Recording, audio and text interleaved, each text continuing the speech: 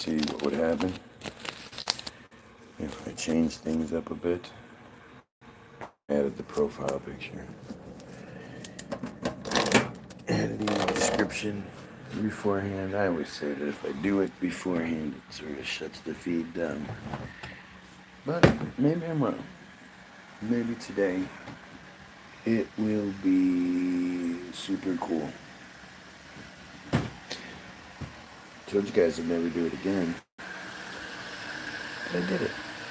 I don't know if it felt like doing it.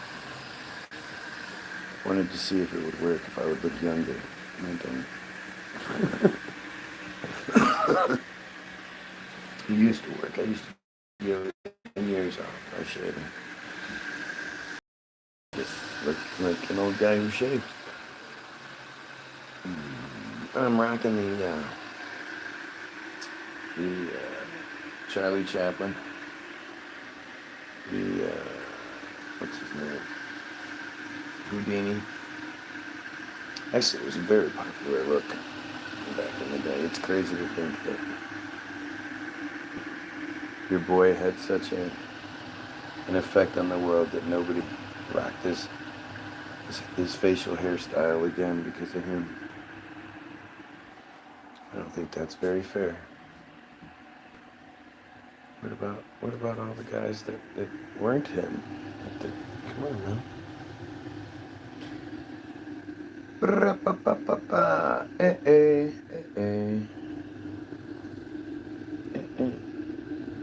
Boom in the room. How it go? Kaboom, kaboom. I watch too many of those dance videos. I watch Baby Slow too much. I like what she does, except when she does the "Look, I'm a little baby." It just gets weird. She's talented and all, but she makes it weird. Weird.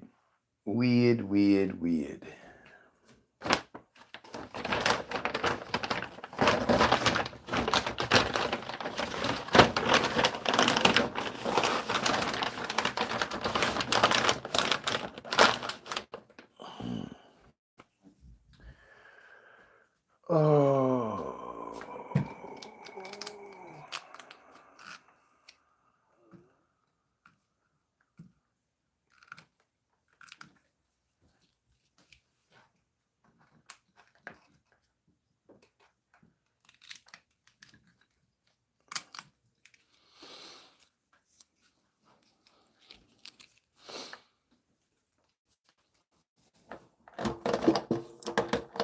So what's new today, people? Tell me something good. Is Netanyahu dead? Wouldn't that be cool if Netanyahu was dead? I always hope that's the case, but I know it's not. It sucks. Why isn't Netanyahu dead?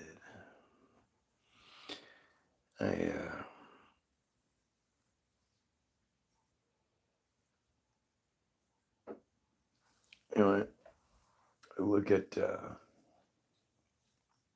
just the landscape we're in, and I'm always fascinated by my fellow truthers and what they post, and who's allowed to be what, and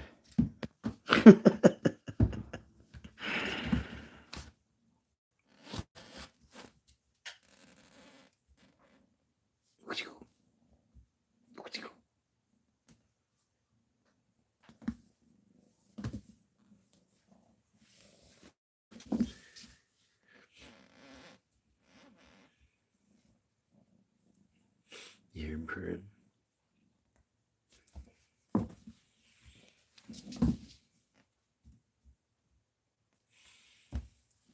Doesn't like when I slide him across the floor.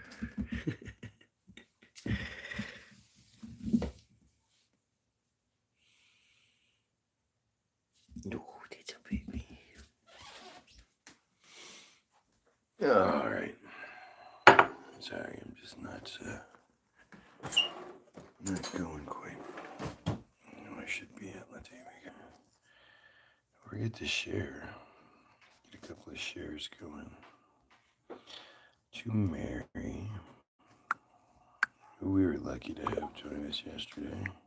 I'm not expecting that today. 2 in a row, that would be too much.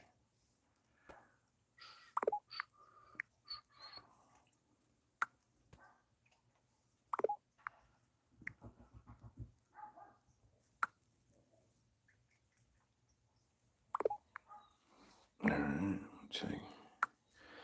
Leah Bia. Like a punk. Wayne. How's my cousin wife? Again, I'm not Jewish, so why do you guys always make those weird statements? I never understand that. Like, I'm going to say something that's easily debunkable. I'm going to take away any credibility I may have. I'm going to make myself look stupid. I don't get that.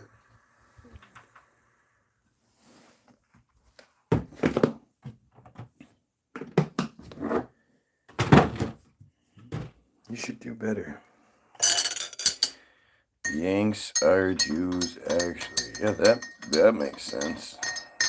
That makes sense.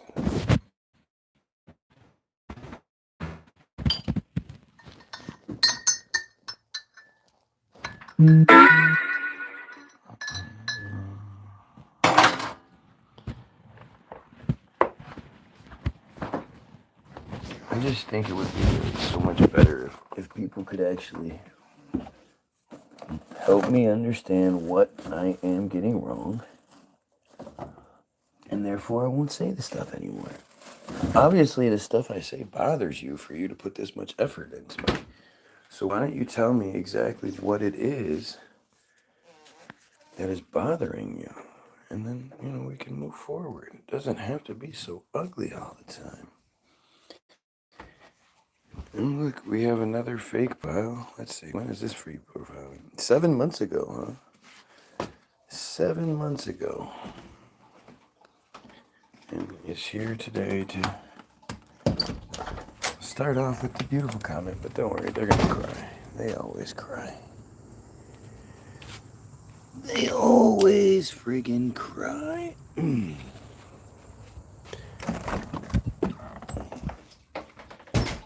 But out of the 2 people that are here, one of them is clearly Jewish, which is strange.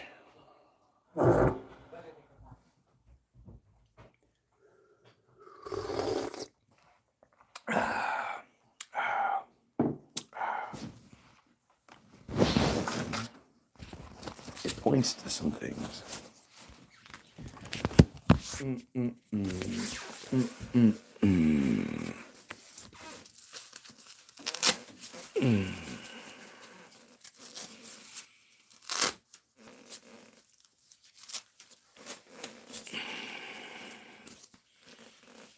You know what? I think I'm gonna leave it. Ow, ow, ow, stop it.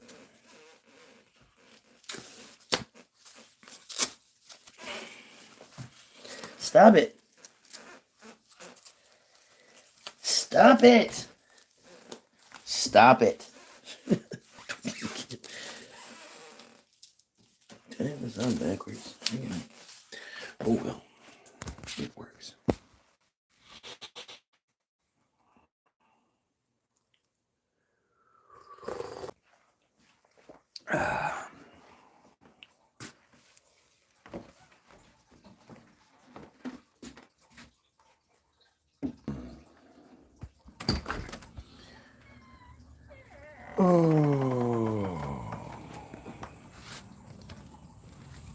I only call you when it's good.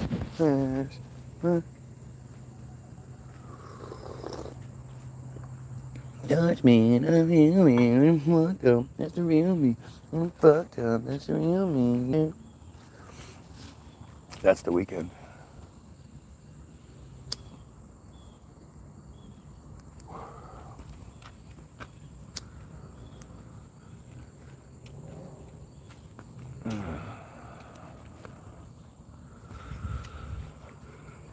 Yeah, channeling my inner Houdini, my inner Charlie Chaplin. don't see the problem with it. Kaboom, kaboom. In the room.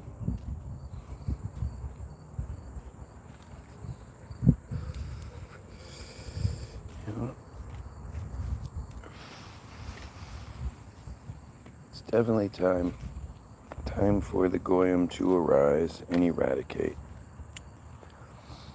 Let's see how we do. Let's just go with Team Jorge. Right off Stop the bat. this song and look up Team Jorge. It's more important than what shows. They're rotten to the core, and they know more than what you know about yourself and where you go. If and how you vote. All of the remote things that control your life, they know every single spice of each pie you stick your knife in, and all your sins, the stuff you've hidden from your Everything you wife. do is a compliment to me. What are you, crazy? For showing your best friend the sickness Your and the obsession lie, is and the ultimate compliment. they know who you pretend to be in front of everyone, like they know the things you hide to bend up. Eyes who see the sunset has more than just begun on their one-dimensional cult. Their beliefs are really dumb, and it's no wonder they default to blaming the results on I hope whatever I do bothers you a lot. A lot. Like I'm hoping it bothers you to the point where you get really upset and kirk yourself. Kirk it. Kirk it all. Team Jorge pushes more hate than your fake and goofy guy. The force they use score bait at its core just a facade. Team Jorge pushes more hate than your fake and goofy guy. The force they use score bait at its core is Israeli bots. Team Jorge's one example. There could be hundreds, maybe thousands. Oh yeah, it's Saturday. Why are they here? I know they always do things that like violates their God, thinking their God's stupid. I don't know, but you see shit like if they heat up some water and they put it in a thermos that keeps the water warm, then they can have a hot cup of coffee on the Sabbath, even though they didn't heat up the water. Like, there's this whole channel that's all about how they trick their God by setting up, Rube Goldberg fucking contraptions to continue using technology on Saturday when they're not supposed to.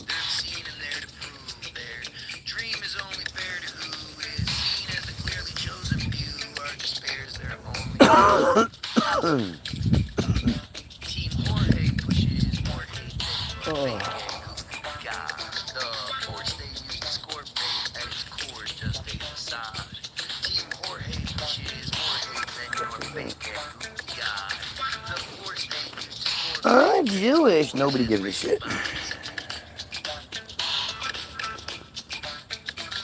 But now, we still have at least 2 of the people that are here are Jewish. If organically 2 people were here Jewish, that would mean there would have to be at least 1,000 people watching, because they make up 0.183% of the world's population. So, them being here, especially right away, within 5 minutes or so, shows you just how focused they are on how much I clearly ruffle their feathers. And these pedophiles, because that's what the foundation of their cult is, pedophilia. These pedophiles are so stupid that they're proving just how important I must be, how important anybody could be. All you have to do is start talking about shit. Start talking about how disgusting these pigs are. Team Jorge pushes more hate than fake gay. These are pedophiles, and what they believe in is pedophilic in nature. And anytime they deny it, all they'd have to do is make a video. Make a Guy Williams Sucks video. If I'm wrong, make the Guy Williams Sucks video where you're a talking head like this, and you just tell the video why I'm so terrible, why you're obsessed with me, why you set your alarm so that you can watch me every single day for hours at a time, crying for my attention. Make that Guy Williams Sucks video. Get yourself some credibility. Show your face so we can see that you're clearly not Friar, even though we know you will be.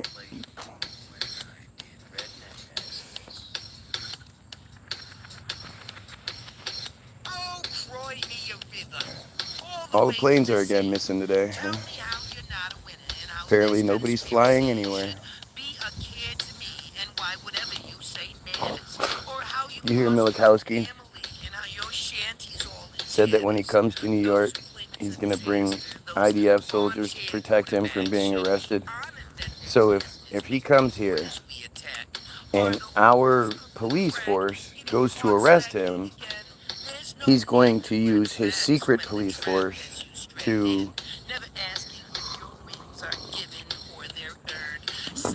do whatever it takes to prevent him from being arrested, which is violence.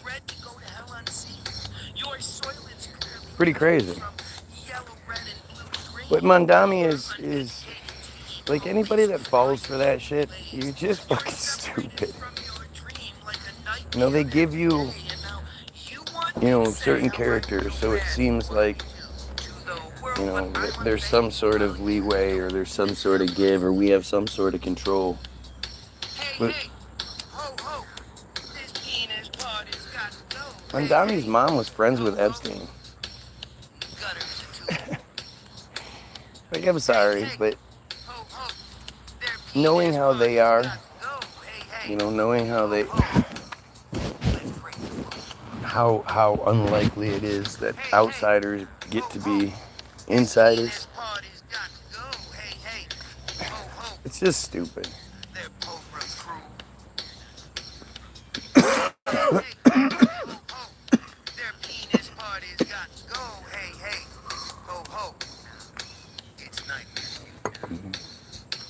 Maybe they put Mandami in place to show us that even if we get in a position of power, that power doesn't matter. I don't know.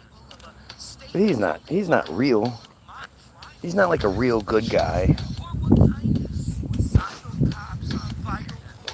I mean, metzitzia happens between 3,000 and 3,600 times per year in New York alone.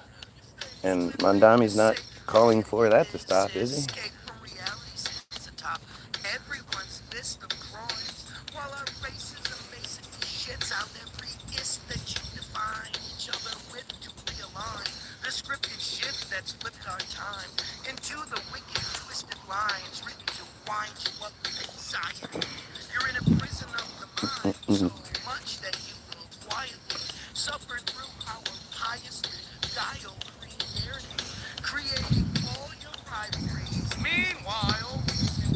We own everything.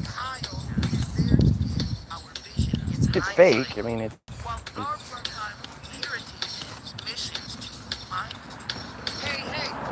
mean, I almost think like this is how resets happen, right? Because you can only, like, as much as I think I would, like, I don't want to go backwards. I don't want to reset, essentially. I don't think we can do the revolution without there being a complete and total shutdown. Like, my wife was talking about it yesterday. I don't even remember what it was. But it was something, how does this work? How do you make this work? How do you... And, as I always say, it's not, you can't fix one piece or another piece in this. You have to fix the whole thing to be able to fix any of it. And so, you know, that means we have to sort of break everything down. I mean, I don't know how things work on the highest levels. I know it's not being done in the best way for humanity, whatever it is. Belch. But all these other things, once we start getting into different topics and different things, different distractions,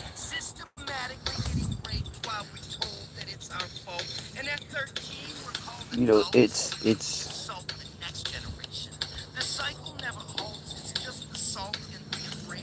like how we all call our invasion and our cult chosen by God. The whole goddamn world's a stage and our cult thrives off the facade. We have to start over. We have to eliminate the cause. And I you know, I can't stress this enough. Like, it's weird to be in that position where you've been saying these things before it was cool to say them, before, you know, before we were allowed to say them.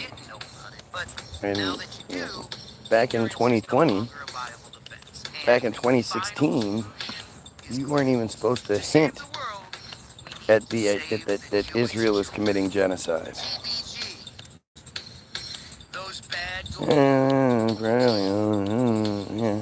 Who built those buildings?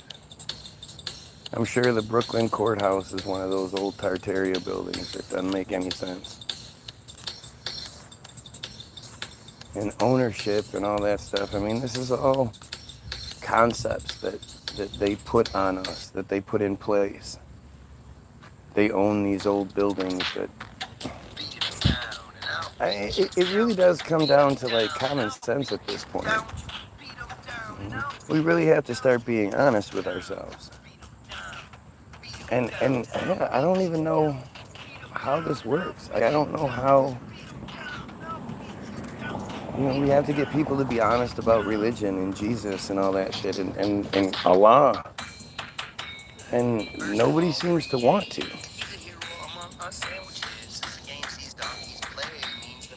And they hang on to this thing based on nothing.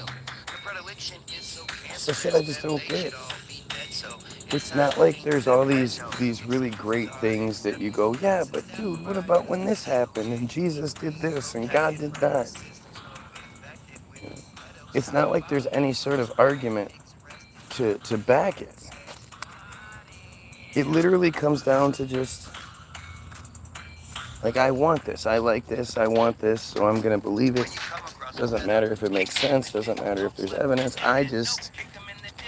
I want to believe this for reasons I don't even know what they are. I don't even know why I want to believe it. Kick him in the dick, don't slap him in the head. No, kick him in the dick. Black and white or red bone, kick him in the dick. Even if they upper red, no, kick him in the dick. It's hard to not get drug into different things and different conspiracies and all that shit. But you have to know what it's all about. This dumbass is pushing Jew power. I mean, it's just so stupid. There is nothing to validate or back that statement. The only real brag or flex they have would then be acknowledging the conspiracy theory. And they can't do that. But they're just awful people. I'm still waiting for the videos to, you know, show me the contrary. Show me how the friar is being questioned and acting reasonable, acting like a decent person, not flipping out, not name calling.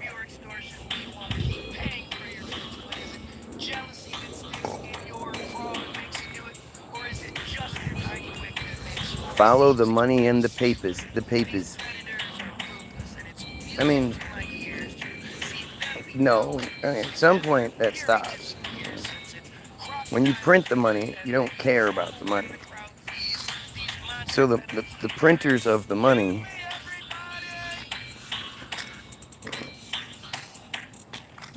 that's low level. And then you start getting into money being international, and it doesn't have any real value to it. It's just what we had agreed to value-wise. The real value is in the artifacts and the ownership, the control.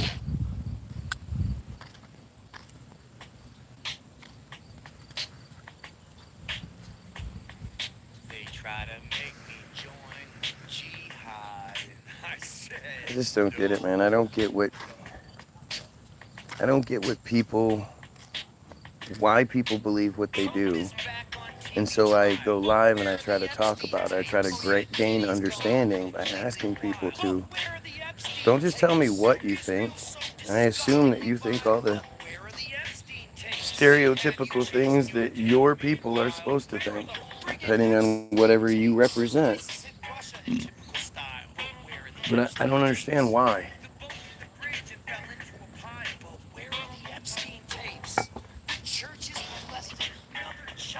Anybody that claims to believe in government, that's gonna vote when told to vote.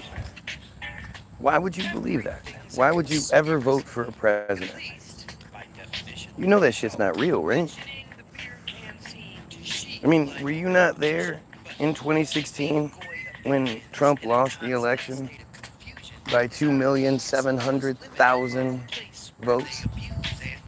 2,700,000 people, more people voted for Hillary than they did for Trump. And then the swamp that he swore he was going to drain, the Apex swamp, just decided, for the third time in history, the person that had the most votes, the person the people chose, he's not the right one. The first two times were George Bush Jr. when he won both times. Those are the only three times in modern history. And to me, the most telling, crazy part is Hillary's reaction to it.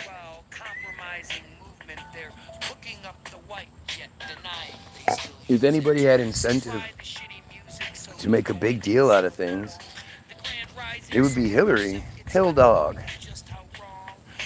The incentive to act like Trump acted in 2020.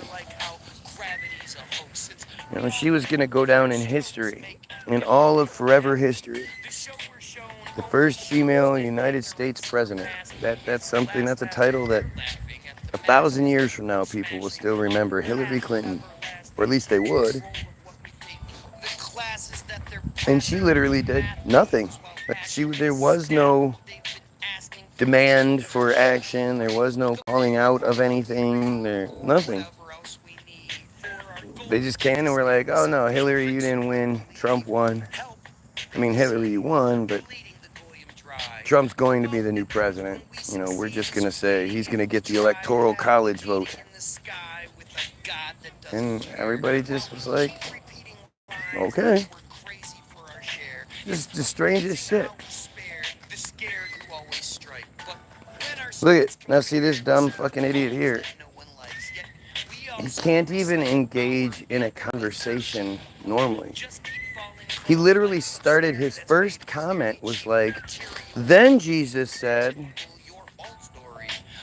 you didn't have a previous thing. You're just starting with a then Jesus said.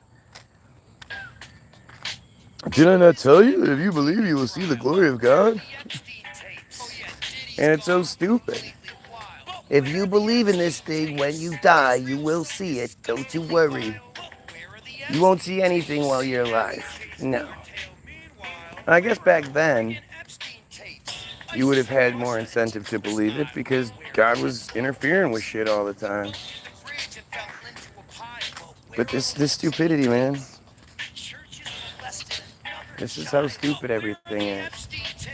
They have the Goy in a state of denial. But where are the friggin' Epstein tapes?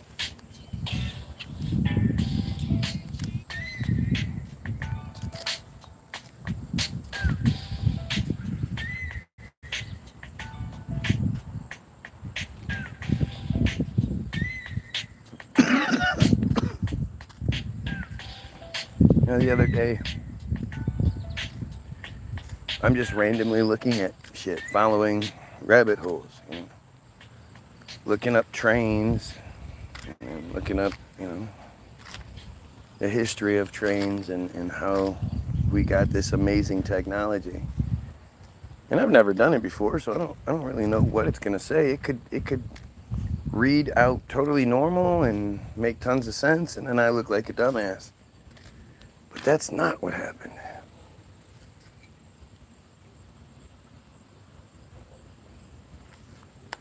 What had happened was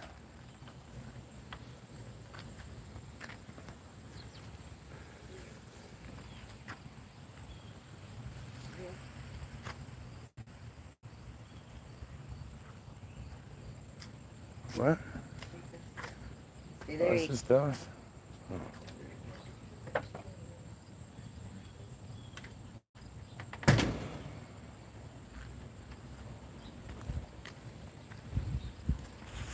3 viewers, 2 likes. Because my shit always makes sense.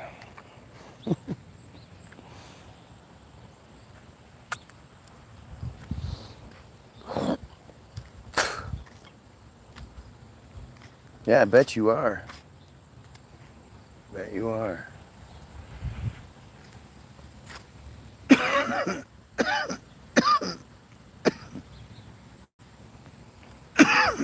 Like I say, I get there's like no benefit to anything I'm doing.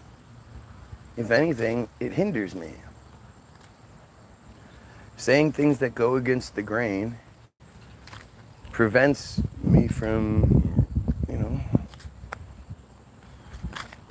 receiving the same opportunity that everybody else gets.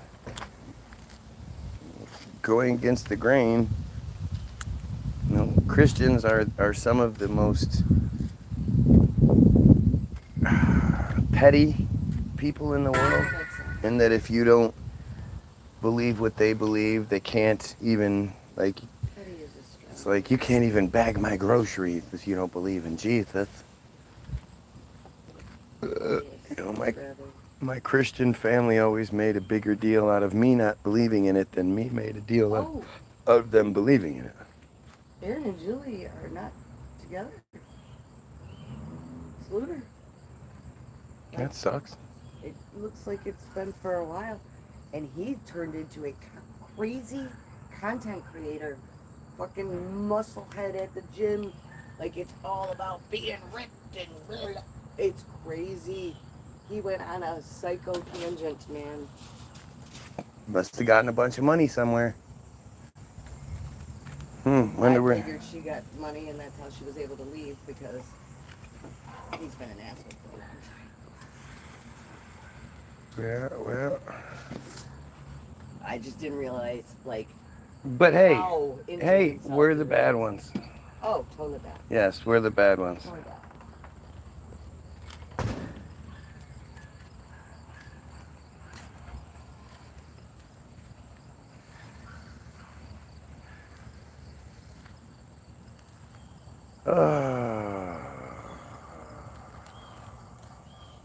Interesting. Interesting. I don't remember what I was saying. She always does that to me.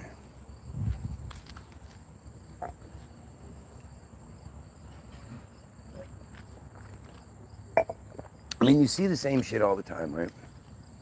Like, Christians constantly act like Christianity is under attack. And that, the government is trying to prevent you from being a Christian and, all this shit. Like, people love to hide or focus on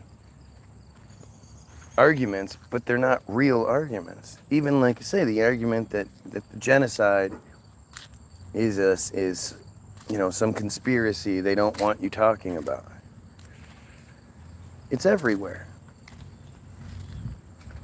You don't happen to remember what I was saying when you so rudely interrupted me with that, do you? You're talking about your family, even a Christian in your family. I was saying something about how it always works against you, I believe. And that's, whether it's the submarine thing or it's the whatever thing, it's always, if you believe what everybody else believes, it's easier. It's better for you. I love history. I think it's so fascinating. And I know me in particular, I always had a hard time with shit because, it didn't make sense. But there was no alternative. There was no internet for me to go look at. But you're telling me about, you're showing me these old pictures of all the shanties next to the Capitol building. And it's like, why could they build this but not, just all that shit. It was always weird for me, right? Especially the Jesus nonsense. Like, I really, like, to this day, when I hear somebody talking about Jesus, especially when they're, like, really, really into it, like, I can't even be there because I'm going to start laughing at how ridiculous you sound. And I mean, look at the comment section, right? This happens all the time where the super Christians come in and talk their shit, but it's like they never say anything that's even remotely, interesting or intelligent or, sound in any sort of, it's all just, it almost sounds like they're kidding, right?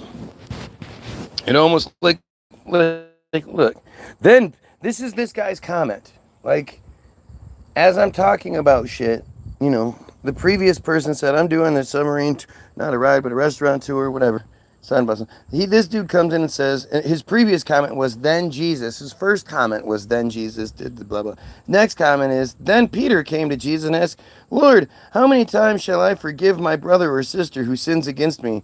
Up to 7 times? Jesus answered, I tell you, not 7 times, but 77 times. That is dumb as fucking, just dumb as hell. Oh wait, I've forgiven you now, what is it, 58 times? Okay, just know that I have 19 more times I'm gonna forgive you, okay? That's it. Like, it's so stupid. Everything about it is so stupid. And you'll never ever have a Christian come in and be like, okay, hey, let's talk about this. All right, well, okay, you make this point. You say it's not real. You say, I present you with this in contrary. Well, what about this? Well, what about this? It's like they're incapable. Morning, bud. It's like their brains don't work, so they're just incapable. Come on, Toots. Do you want to go outside? What? Okay, if you don't want to, that's fine with me.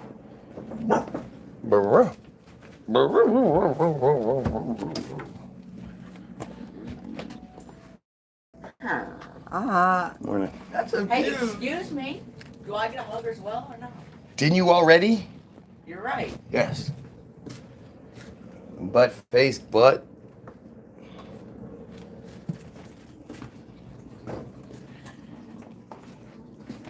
But like I said, I don't want to be this. I don't even choose to be this.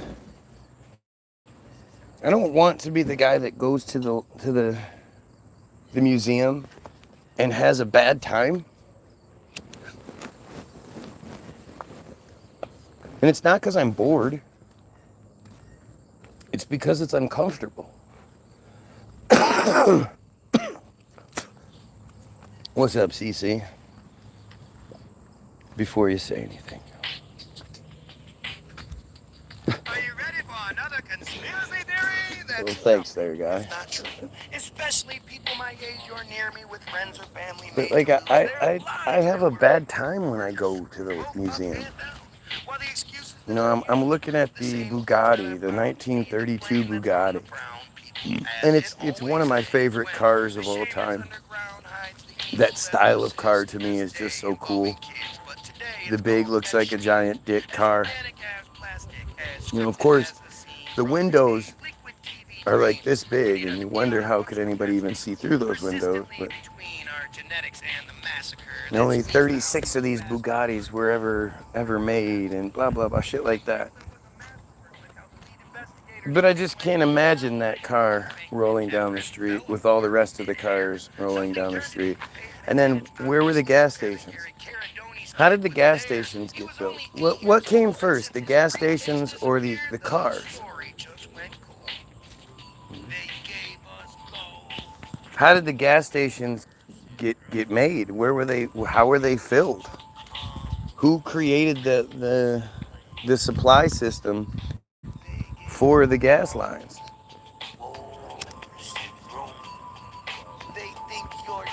Are you saying that in the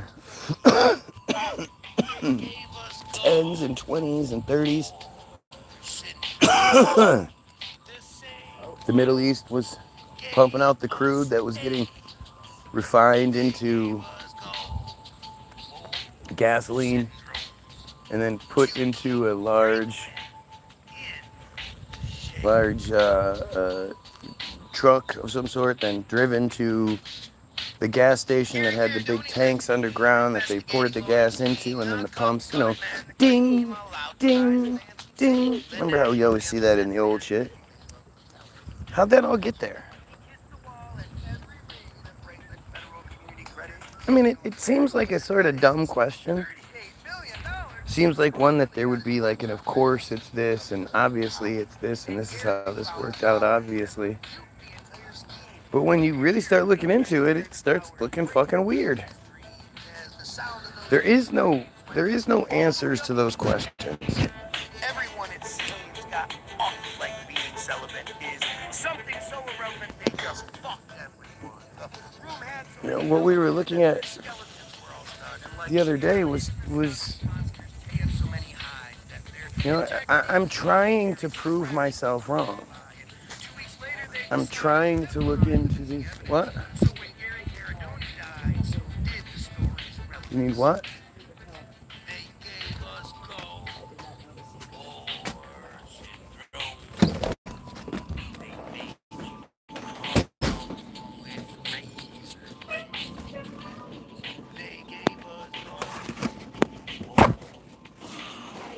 Yo.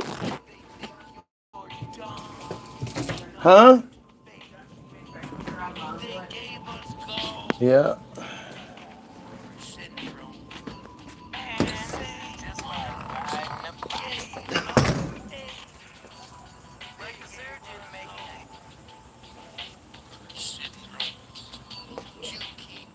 Like cementy. Thank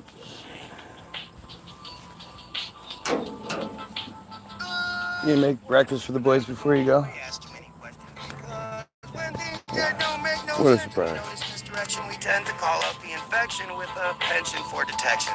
We saw they broke the law, then we mentioned how their henchmen gave the impression their intention was to lessen the chances they're caught. Their aggressions and discretion was the lesson. You know, I love Greenfield Village. I love Henry Ford Museum. And I look at what's presented to me, and it's like I almost want to just like run away. Like it's like, you know, it's uncomfortable on levels I'm not used to. It feels like it's touching on some sort of genetic programming, genetic level of some that I you know, this is inherently wrong. Why am I doing something that's inherently wrong? I'm being told the opposite, just like with so many other things. You know, being told there's a Jesus and all that, but inside I know it's inherently wrong. You look at how amazing American life was in the 40s, 50s, 60s, when you could afford everything, and there was all this advancement going on. There were all these everyday inventors, and there was this optimistic hope and this look toward the future, and the future is going to be amazing. We're advancing towards the future every day, and look at how space aged and futuristic it looks. And Send them to Charles in the hopes he gets them done immediately.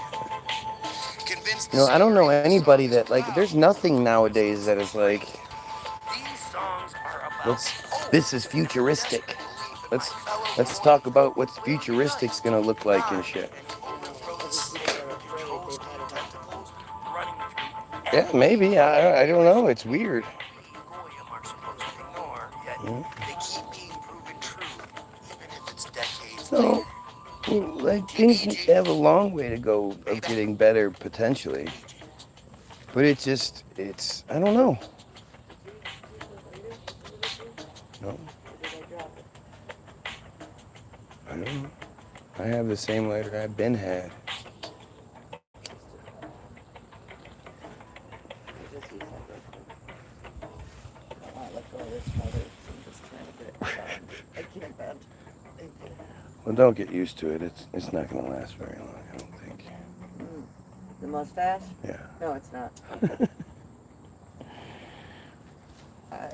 I love all kinds of looks on you. That is not a good one.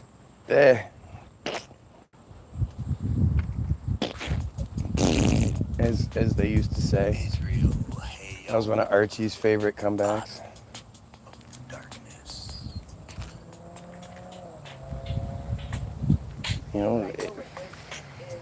With all of the chosen people in the world, why am I the chosen one? Protecting What? chosen boys and girls from choiceless crimes that have been done Looking since Palestinians dope. It doesn't take 10 years off anymore. refugees can stay in our houses for free, and none of you have It just makes me look like an old guy with a shaved face. the day that you can make it on your own. Let everyone live peacefully gay. No, it does. Show others the love you've been shown. But one day the No, my face does.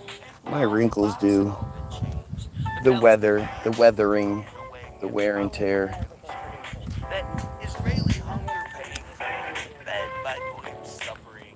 Their beliefs are so deranged that their pictures of Whatever. Don't care. although that is enough to bring the hate they so deserve. Like ketchup and Maybe. mustard icing, to say it's just But I don't care. is almost Um, as the bottom Yeah. story, where Hezbollah put it into words how they Yep. exploit kids and We get handsomers. But like I say, I don't choose to be this way. I don't go into the museum and look at what's being said and go, okay, am I gonna just believe this, or am I like, I don't I it's shocking to me. It's like an overwhelming, it's really just weird. I don't even know how to describe it. Again, it's like somewhere deep down I know that I'm being lied to, that this is wrong. And not just like a little white lie kind of thing. This is really, really wrong and bad, and it needs to stop. It's so great when you have the whole narrative surrounding it. Like even Henry Ford himself. This guy built cars when there weren't any, and then was like, "Oh, I'm gonna build fucking airplanes too. I'm gonna be good at that." I'm just kidding. Like, if you're an engineer, then that means you're an engineer across the board. You can build anything.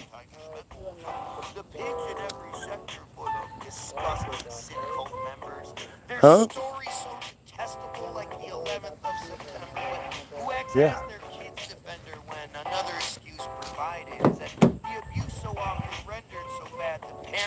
just deny it. You know, it's you see this so much with these old polymaths, It seems like I'm and it's just like it's laughably stupid, and you know, the narrative we're given is you should be insulted by it. It's like they're insulting you by telling you, all right, stupid, believe this, stupid. You know this isn't right, but you believe it anyway, stupid. You know, so much of the early 1900s and whatnot isn't photographed. And they loved taking photographs back then. But so much of the important shit wasn't. to hide behind the curtain of a blind man's disbelief, like a flower-scented queen. Something smells quite fishy, since the only way we see religion is by washing all the fishy narratives, and the blissfully ignorant institution is raping children, so religion. You know, you like because I went to the museum, I looked up, I stumbled across the Lindenberg, the Lindbergh story of, you know, that first solo flight across the Atlantic, and how this man became a hero and all this shit. And you see, like, when he landed, there 100,000 people are there waiting for him, and like, just weird. How did you mobilize people back in the day? How were people just mobilized and travel? Like again, I always go back to it because to me it's some of the most fascinating bits of history that, you know, it gets looked at, and it's in the Tartaria realm, but it's the world's fairs are by far. What's up, Karen? The world's fairs are such a huge piece of history that just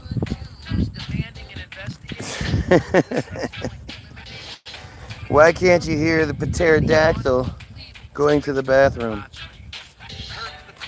Because the P is silent. The pterodactyl.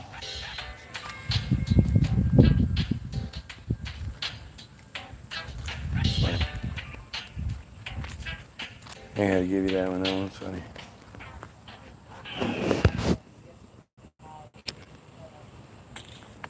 Of course you should. But I mean, you know how stupid the pterodactyl is? The thought of the pterodactyl is. You know, like they presented it to us before they realized we were going to be smart enough to question it. But the idea that the pterodactyl, you know, evolved from the you know, the fish that came out of the water the first time, right? Obviously, not our fish. But to think that, you know, this lizard, because they were presented to us as lizards forever, now they're starting to say, oh yeah, dinosaurs might have feathers. But this lizard learned how to fly is stupid. It's stupid.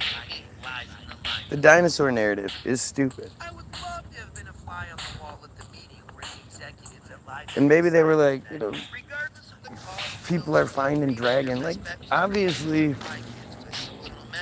something we're told about the dragon narrative isn't correct. You know, I think one of the craziest pieces of the dragon narrative is the Chinese zodiac.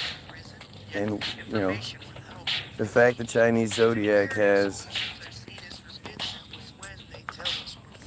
12 real life animals, and then the 13th is the dragon, just seems weird. But the dinosaur narrative is a dumb one. And you can see, sort of follow it and see like there's something not right about what we're told. And it was, it's clearly something that's used to push multiple narratives, make money, all that other shit. But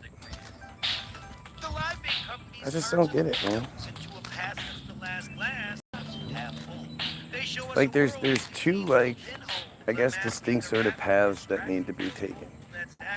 One is the right now, and we acknowledge what, the themish control scheme is doing and all of the horrendous things that happen. And the second thing, which is connected to the first thing, is the history. Right? Like at some point we have to say, okay, stop lying to us. If we hate what they make, it breaks through the harness, will destroy other employees through our honesty. If you're gonna lie big. A big lie fits a lie to the clients. I mean, I always end up stuck on the Pentagon. But the Pentagon is to me, unexplained, not sufficiently explained, not proven at all. Starting in the mid-1800s, the lie big extract company spent money. I don't care what narrative you give me. Something that dawned on me years ago is that we hear about how in World War II, when they stormed Normandy and stuff, that the Germans had all sorts of underground bunkers and you look at it and you go, well, where did these bunkers come from? When Hitler took power in 1933. It wasn't like they had all this time to prep to say, let's build up the countryside just in case we become the bad guys and we start getting invaded from every direction. But you how did we all just know that before we had any details? These bunkers and these Let's stop falling for Charlie Kirk. It's just another the fortifications they had, where they have 6 foot thick concrete and the left and right invasion and the propaganda shown. And all these tunnels and stuff that even the bombs being dropped on them couldn't destroy. And their cover has been blown since we were forced to take the shot. I mean, Europe itself, London, all that stuff, it just doesn't make sense. It's insultingly stupid. And this shit's everywhere. John Holgate, I got a book I'll send you, written physical evidence, facts held, written by the son of a friend of mine. Seriously. About what?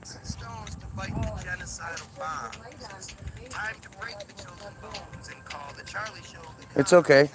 It isn't, since the bond with our oppressor is unbreakable. We need to see what's going on. At some point you have to realize your lineage is lying to you.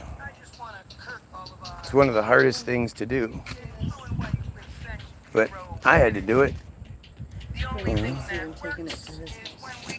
There's no reason why my family should have lied to me, but they do.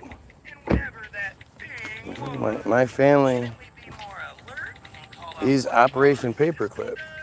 Yet when asked about it, that cut me out of the will. That cut me out of the fortune.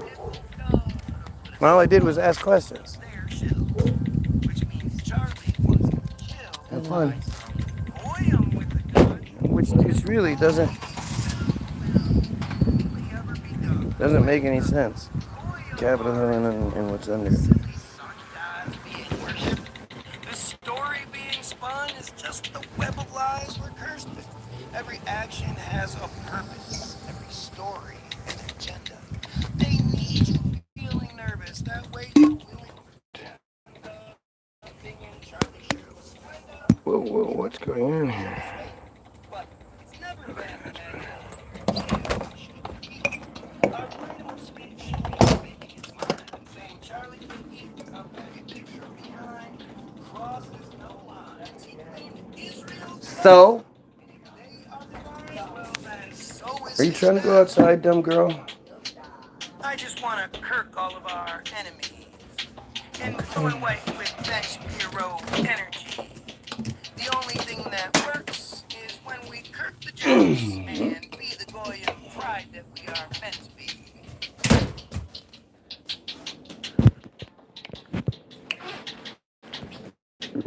The only way change happens is through kirking. The leaders who just laugh and are deserving of our violent Goyim wrath that's so unnerving that the chosen choose the path and it's still working. So if John Charlie Holgate doesn't turned come on up Israel, why didn't they in seem to the notice? Wikipedia. Netanyahu has given Anyone food else to have no an one's hands, but know this. If anyone calls Come our on, little what? I mean, situation again, are you raging in saying I Gaza, should just believe it Israel's number one because focus becomes you causing say them it? so much drama, and Or they because wonder somebody who else keeps says it? their Like, I mouth just don't while do that. begging for You know? forgiveness. So if Charlie went My all full point in on being, I don't think everybody else has the same journey by any that he means. already My is, point but is that I didn't have literally. I meant the thinking your lie family of won't lie to excuses you and is constant foolish. impact chivalry would You end know, your with me family when might be lying to Hillary you won but lost the for you election. And then she because they're trying to protect you. seemingly disappeared like Bill's Because erection, but they never shows have up memory of, since well, I mean, Epstein again, it's, seen on Epstein Island. And just like Charlie's quest for blessings, true change starts and ends with violence. you But know, there's nobody left. You know, there's nobody left who has memories of the 20s. There's nobody left that has memories of even the 30s. If you happen to be born in 29 or 31 or whatever, you don't remember it. You were little. But the whole reset narrative is like I said, I think we have an arrogance about us being modern day people and the freedoms that we have, and thinking that I'd tell my kids the truth and yada yada yada. You say that, but you haven't experienced something to make you fear what could happen. Like, we all kind of know that the government could round us up and this, that, and the other, but we don't know that, you know? We haven't experienced it. We see things on TV, we see what's going on in Palestine, but we can't relate to it. And so when it comes to our grandparents, our great grandparents, the people that experienced the previous iteration or whatever, you know, part of their programming is that you don't talk about this.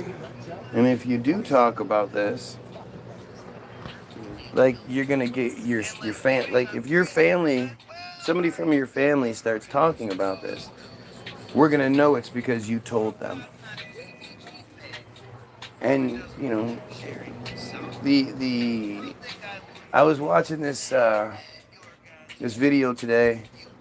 One of the more famous, allowed to be famous truthers was posting this story from Fox News from maybe 2006 or so, talking about all the Israelis that were arrested in conjunction with 9/11. And this story's been scrubbed, but somebody had it on a bunch of videotapes or whatever, so they found it. This guy I know, he had. I wish I was friends with him still. Rocky Supino.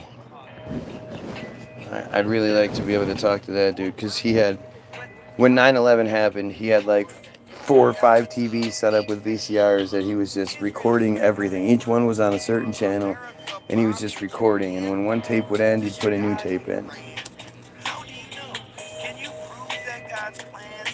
And he did it because he was saying, you know, they erase the history as we go. I want this record to exist. I'd like to, I'd like to see if I can find it. But you know, the narrative was they were talking about how back then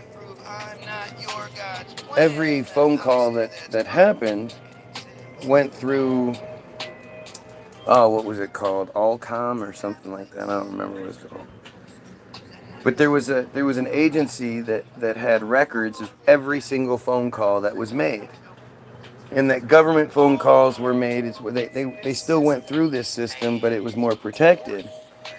But that espionage was a lot easier back then because, you know, if you could just hack into that system, which Israel did, you could essentially have access to everyone's conversations.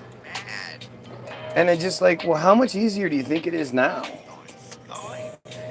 Now that it's not landlines that have to be bounced through a bunch of different communications, now it's all electronic. You know, every single thing you do. I mean, people are scared of Palantir. People are scared of flat cameras and shit. Man, they've had this shit. They can turn our TVs on. They can, you know, they have refrigerators with cameras in them. So if they want to say you're an alcoholic, they can turn on your refrigerator camera and say, look, he's got alcohol in his fridge at all times. Like, you know. Guy, son of God, born Christmas Day. They've been able to keep track of everything we do and keep records of everything we do for a very, very long time. And so, you know, when your grandparents are given the narrative that we are monitoring everything, so we'll know if you told them. If they start saying certain things, we're going to know that they must have gotten the information from you. And then they'll have an accident. Like Laura Loomer said, if she was president of the United States, she'd ensure that Putin had an unexplained sudden unexplainable heart attack and, you know, kill Putin. Like, this is the kind of shit where, you know, ow! Stop it! The information is out there. They're looking at you out of your device right now. Yeah, of course they are. If Charles and I talk to each other through FaceTime, and he's using his phone, not his PC, not his laptop, the screen will flash over and over again like they're taking pictures of him. It's not on my side. It's not happening on my side. It's happening on his side. And there's no rhyme or reason to it. There's no, like, every 10 seconds or whatever. No. But they're taking pictures of him all the time.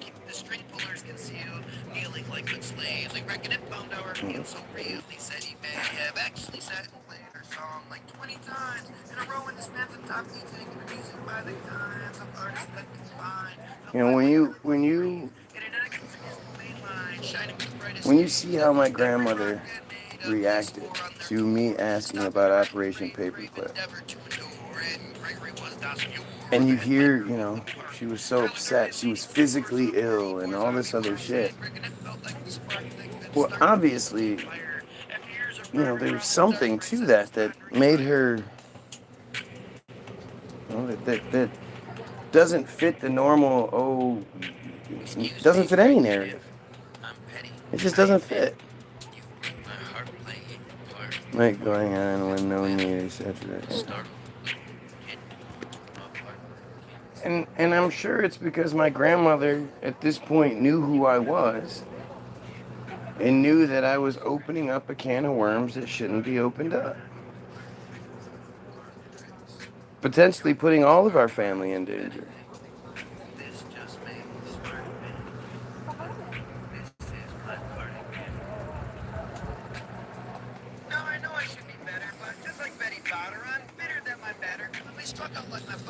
I mean, who knows? Who knows?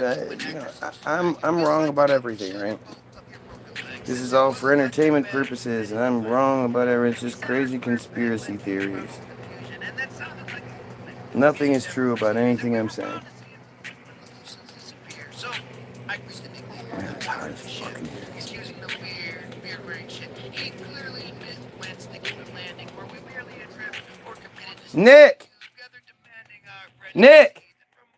Did you do dog shit? No. Do the dog shit. Take a shower. Get your stuff done before 11.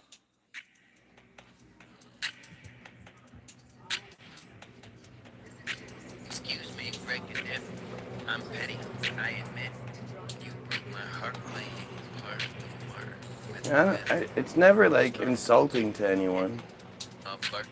I just don't.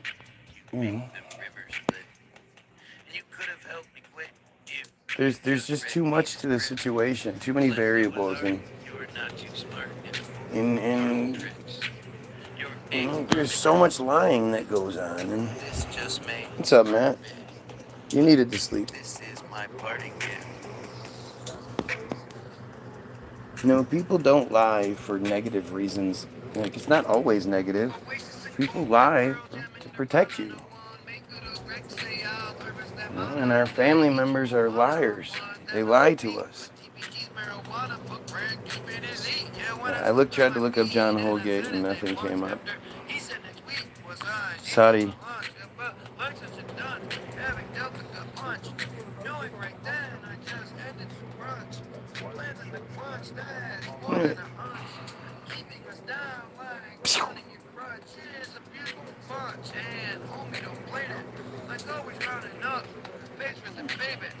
We were supposed to get rain yesterday. We didn't.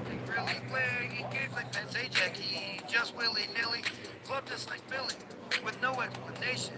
And its reception was chilly, so I changed the station. If you're a TBG fan, obviously we want nothing bad to happen to this man or his family. We just wanted someone to know how bad they can hurt nobodies, even if that's not their intention. If you tell starving people you will provide them with enough food to feed their village forever, you can't play the victim when you fail with no explanation. We just need to remember this when TBG are the HNIC and we have a train. Let's see the history of trains. Stockton and Darlington special inaugural train 1825. 6 wagons of coal. Director's coach, then people in wagons. This was the first train. I mean, okay, so just look at that, right? What is the first thing you see in this picture? Personally, the first thing I see is this incredible bridge. And then what the hell is that in the background? And then up there, of course, but do you understand, like, the people that could build this bridge were more advanced than the people in this train?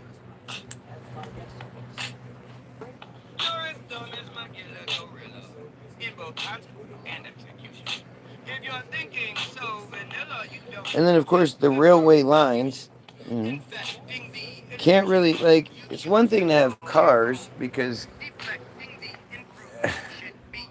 cars could go on the roads that existed, even though the roads that existed were a joke. And you see these old muddy roads, and it all just seems to fall apart. But let's see what it says. Trains are an evolution of wheeled wagons running on stone wagonways, the earliest of which were built by Babylon circa 2200 BC, minus 2200 BC.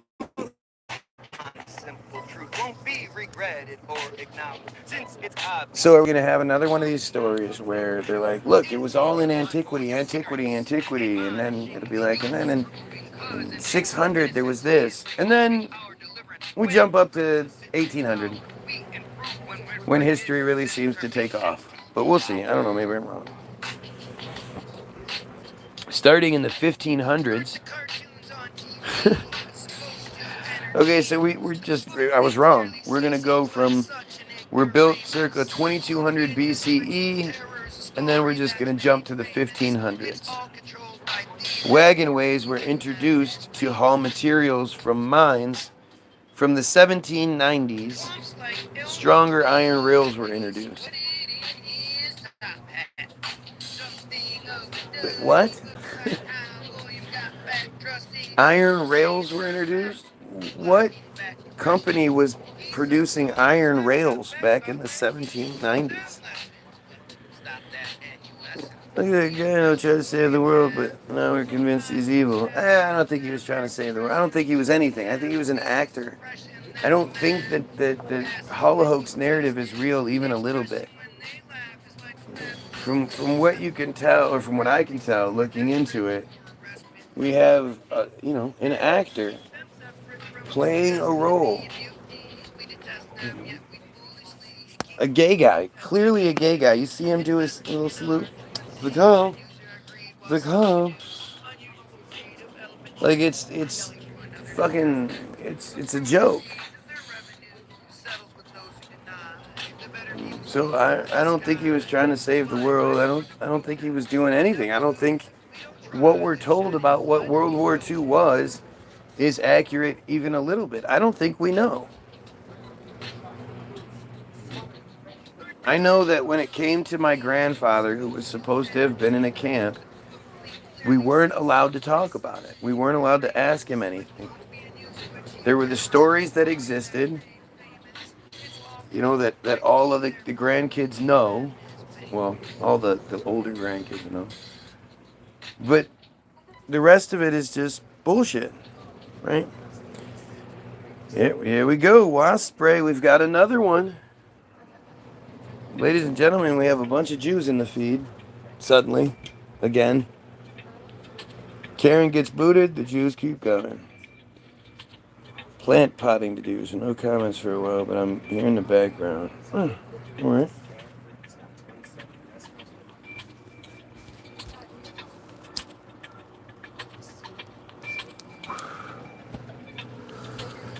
Following early developments in the second half of the 1700s, in 1804, a steam locomotive built by British inventor Richard Trevithick powered the first ever steam train. Let's see what Richard's story is. Wow, he's actually he looks different, and he's pointing at something, but I don't see what he's pointing at. Hey, look over there. This is a portrait in 1816.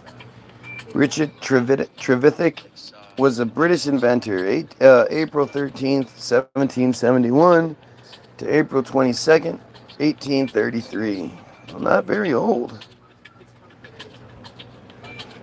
The son of a mining captain and born in the mining heartland of Cornwall, Trevithick was immersed in mining and engineering from an early age. Of course, immersed in it. Everything is one giant play. Right. Been booted again. That's interesting. Yeah, we gotcha. Yeah, we know you guys just came up with this thing 2 weeks ago or whatever. I do wonder if it's on other feeds as well. Like, I wonder if other truthers, especially those that talk about Israel, are getting these same dumbass comments in the same time frame.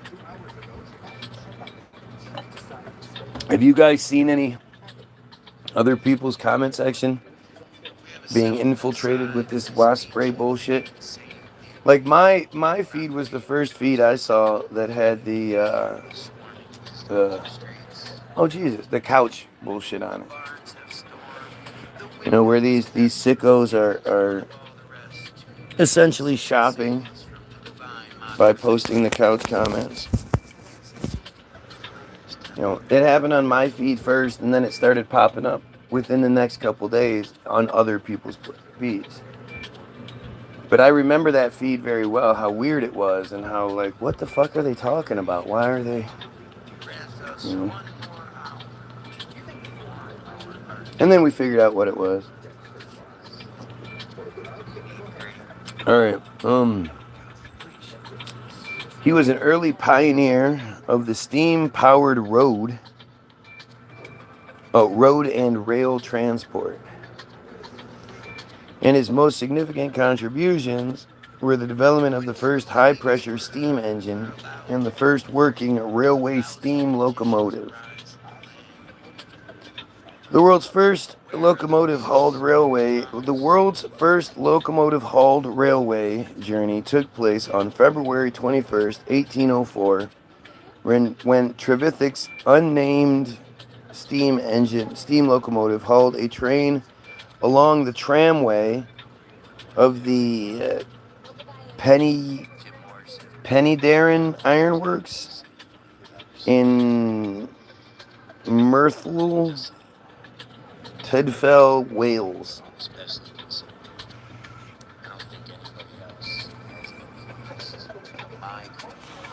During turning his interest abroad, Trevithick also worked as a mining consultant in Peru and later explored parts of Costa Rica. Right, because again, you know, that 1800s world travel was super easy.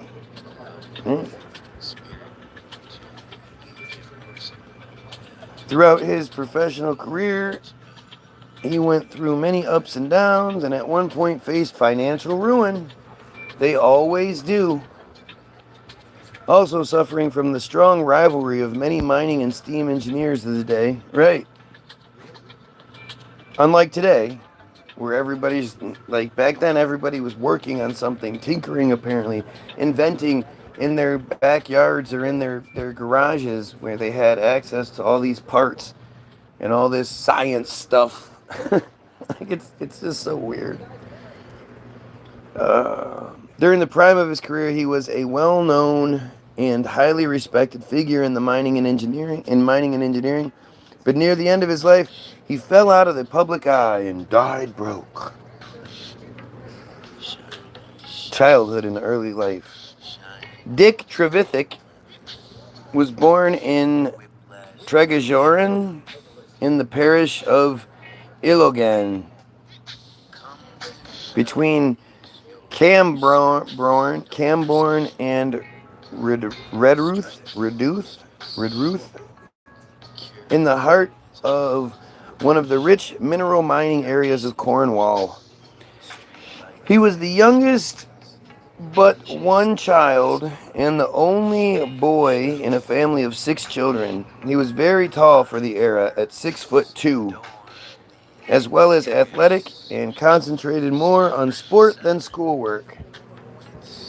But he was so fucking smart that when he decided to do the other, he just did it. He didn't concentrate on schoolwork. Where did he learn his fucking engineering stuff? He just had it. Sent to the village school at Cranbourne, he did not take much advantage of the education provided. One of his schoolmasters described him as a, quote, a disobedient, slow, obstinate, spoiled boy, frequently absent and very inattentive. That is, first of all, the fact that we have records of what his teachers were saying about him. Why? Right? What are we talking about? Like, this is fucking stupid.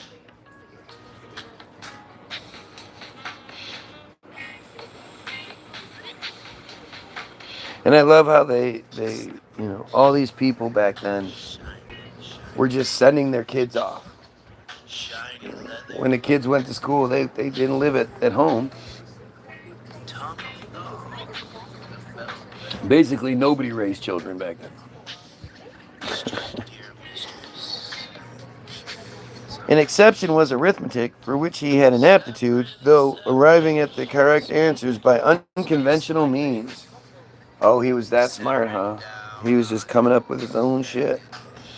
Trevithick was the son of mine captain Richard Trevithick. Oh, he was a junior. And of miner's daughter Anne Teague, died in 1810. That's her thing. Her specialty was that she died in 1810. As a child, he would watch steam engines pump water from deep tin and copper mines in Cornwall. As a child, he would watch the steam engines pump water. The steam carriage pioneer. Oh, for a time, he was a neighbor of William Murdoch, the steam carriage pioneer, and would have been influenced by Murdoch's experiments with steam-powered road locomotion. Well, obviously.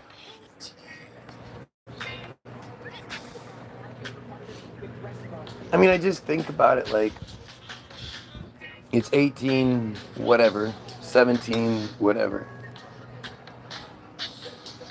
They've got these little thatch roof houses,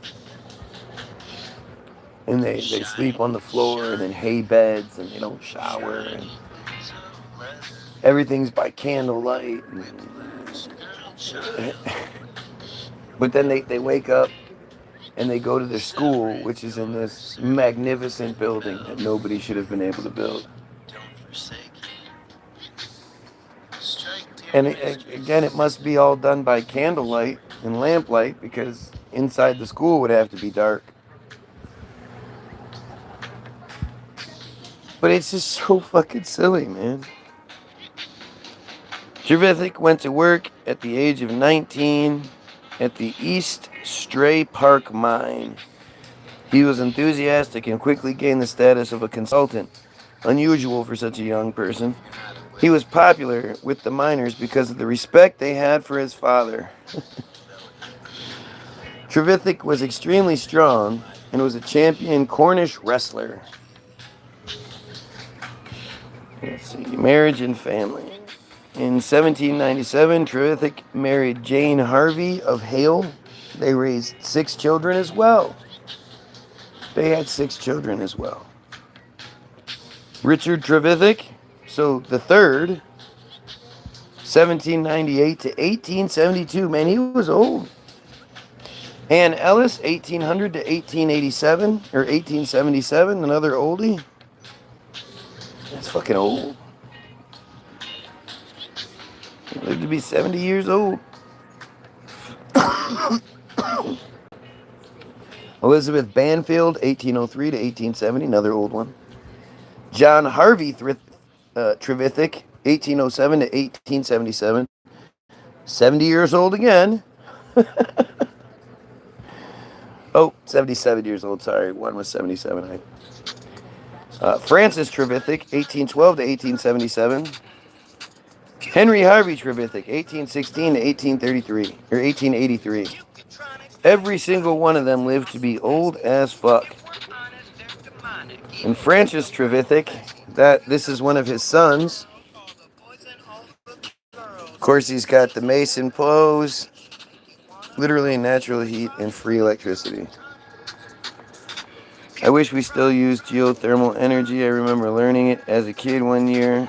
They never discussed it again, but they'll prevent them making money. Yeah, geothermal power should be everything. So this is Francis. Francis, 1812 to 1877, from Cranbourne, Cornwall, was one of the first locomotive engineers of the London and North Western Railway. Born in 1812 as the son of Richard Trevithick, he began the study of civil engineering around 1832. And by 1840 was employed by the Grand Junction Railway. After leaving the London blah blah blah, he returned to Cornwall and became a factor of the Trahiddy estates,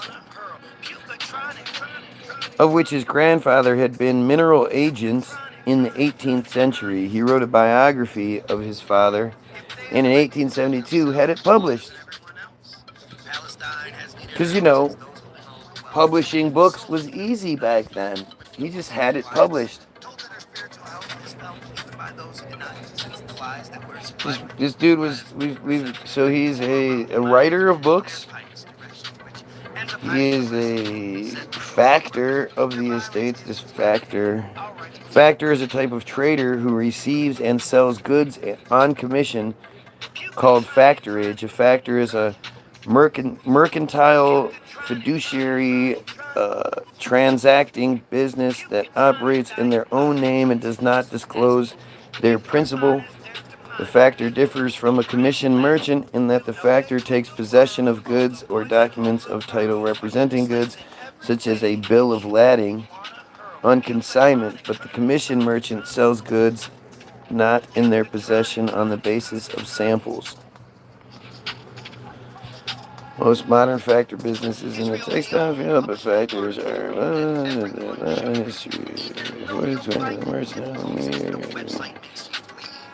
factors were mercantile intermediaries whose main functions were warehousing and selling consigned goods, accounting to principals for the proceeds, guaranteeing buyers' credit, and sometimes making cash advances to principals prior to the sale of goods. Their services were of particular value in foreign trade, and factors became important figures in the great period of colonial exploration and development. Sounds kind of like the Jewish money guy. Cornwall was the name of a city in a game I played, kingdom-based. A city in a game I played, kingdom-based, called Dishonored. It was full of old world buildings. I wonder if it's a similar place. I mean, Europe is just full of it. You know, it's literally full of shit that don't make no sense. Scotland, Cairns in Scotland, and it's just full of buildings that when you step back and think about it, that don't make no sense. Anyway, he died, was buried there. His son, Arthur Reginald Trevithick, worked for many years in the London Railroad, including several years as assistant locomotive works manager at Crewe. Another son, Frederick Harvey Trevithick, 1852 to 1931, worked for both the Great Western Railway and the Egyptian Site Railways. At the latter advanced to chief mechanical engineer. Another son, Richard Francis Trevithick, 1845 to 1913, originally worked on the LNER, but later worked for Rosario Cordova Railway in Argentina, CME Ceylon Government Railways, and then joined Japan's Imperial Government Railways, where he was the locomotive superintendent responsible for the first locomotive to be constructed in Japan. Man, this Trevithick family was pretty terrific, huh? It literally reminded me of that, and I got chills. I did feel special. A lot of mega rich kids. There's way less people, therefore less people, poor people back then. I mean, okay, so when I look up Francis Trevithick, right, because I went from Richard Trevithick to Francis Trevithick, and I look up his life is all about his sons. Like the first paragraph, the first sentence is about civil engineer. He began to study around 1832, and then 1840 he's employed by the Grand Junction Railway. Then he wrote a biography about his dad, and then it's like, oh, and then his sons did this, his sons did that. Career, 1840 appointed resident engineer of the Grand Junction Railroad between Birmingham and Crewe. 1841 appointed locomotive superintendent of the Grand Junction Railroad at Edge Hill Railway Works, Liverpool. That's 1 year later. 1843 transferred to the new works at Crewe as locomotive superintendent. Trevithick's foreman at Crewe was Alexander Allen, who handled much of the design work. I mean, we say these things and we put our modern day context on it. Oh, he was the superintendent. This is 1841. What the fuck are we talking about? Shouldn't all of these people literally every day been doing everything they could to just find something to eat? There weren't grocery stores anywhere. No, even there wasn't like refrigeration anywhere. So shouldn't these people have just been trying every day just to find something to eat, let alone being a superintendent of a railway company, blah, blah, blah, blah, blah.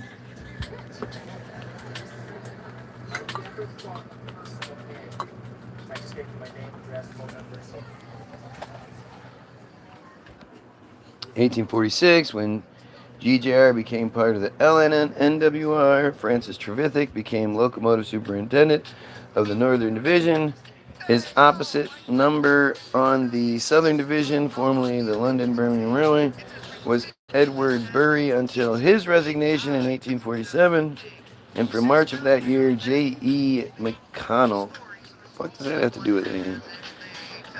1857, Northern and Northeastern, formerly the Manchester and Birmingham Railway, divisions of the LNWR were combined. The locomotive superintendent on the Northeastern Division was John Ramsbottom, who took over at Crewe, and Trevithick was obligated to resign.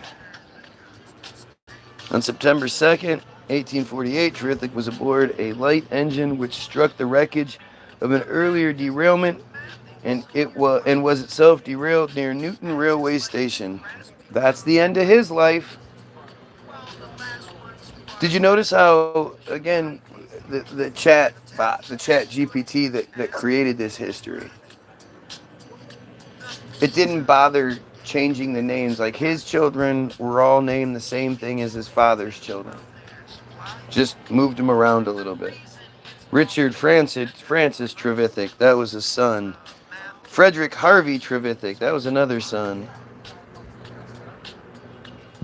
I mean, it's just interesting how they do that. But that's it. That's, if you wanted to know anything about him, you don't get to. Oh, the 422 locomotive, Cornwall. Good gravy. Number 3020 in 1886. So I would imagine that means there's 3019 previous engines. Cornwall, rebuilt as a 222. This is the fucking engine. 1886. I mean, just the math just isn't mathing. Think about all the working pieces in all this, all the metal that has to be really, really sturdy to be able to withstand the heavy chugging of a train, the pulling, the wear and tear. This is just what they were building in the 1800s. Let's see, London and Northwestern Railway, LNWR, 222, number 3020, Cornwall, is a preserved steam locomotive. It was originally built as a 422 at Crewe Works in 1847, but was extensively rebuilt and converted into its current form in 1858. Interesting.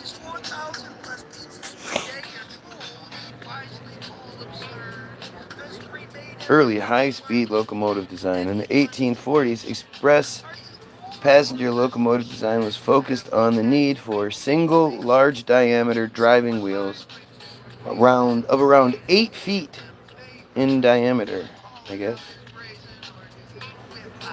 The wheel diameter is effectively the gear ratio of a steam engine, and large driving wheels delivered the high linear tire TYRE speed needed for fast locomotives, whilst keeping the axle bearing and piston speeds low enough to remain within the limits of the existing technology.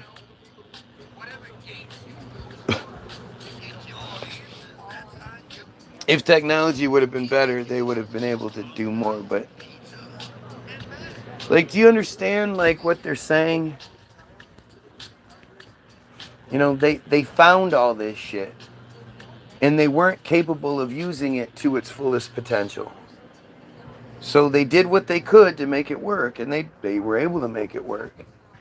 But they knew that there was way more to it. Trains now don't even look like that. We have trains at zoos that use push mower engines, talk about devolving, unevolving. Yeah, it's fucking crazy. Later on, increasing engine power would require better adhesion than a single pair of driving wheels could provide, but that was not a problem at the time. As well as needing large wheels for speed, stability required a low center of gravity, and thus a low slung boiler. The difficulty was that the two conditions were in conflict because the boiler of the locomotive would take up the space so needed for the driving axle. Probably because it wasn't originally designed to be a steam engine, have a fire inside it that burns shit, and you know, like, just the thought of it is really goofy. When you look at how heavy steam engines are, how difficult it is to actually, you know, move something, especially going uphill or anything like that. To think that anybody ever had enough, you know, in their tinder box to sit there and scoop, you know, scoop a shovel full of stuff into the firebox and keep the like, it's just dumb. Keep the water boiling, and it's fucking stupid. It really is stupid. You know, to think of these trains going, you know, that big engine thing you see in the when you're looking at trains is full of water. You know, that's holding all of the water that gets boiled, and then the steam from that water boiling is what turns the is what makes the, you know, the real like that. That's it's fucking stupid. Oh, hey, I thought you weren't coming back.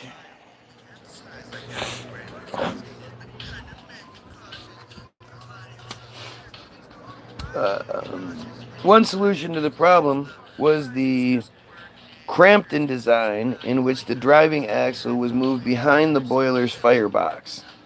These engines were relatively long in comparison to their contemporaries, and had long rigid frames, sometimes with as many as 3 carrying axles ahead of the driving axle, creating a 6-2-0 wheel arrangement. Cramptons were most popular in France and Germany, but some were also used in England by companies including the London and Northwestern Railway. I mean, again, you have to think about these engines, these large engines being constructed by hand. Like, who's constructing these? Where are they getting the materials to construct these huge engines that are so much more complicated than people realize? When I went to the Henry Ford Museum and I saw the Allegheny, especially the Allegheny engine, that is the biggest engine ever built. You just stand next to it and you're dwarfed. I mean, you it's so long and thick and girthy. It's huge. And then when you look like down inside it, you see that there's all these little bolts that are or rivets that are together in there. And then there'll be all these little lines and different things that all have to be working perfectly for this giant engine to work. Obviously true, you know.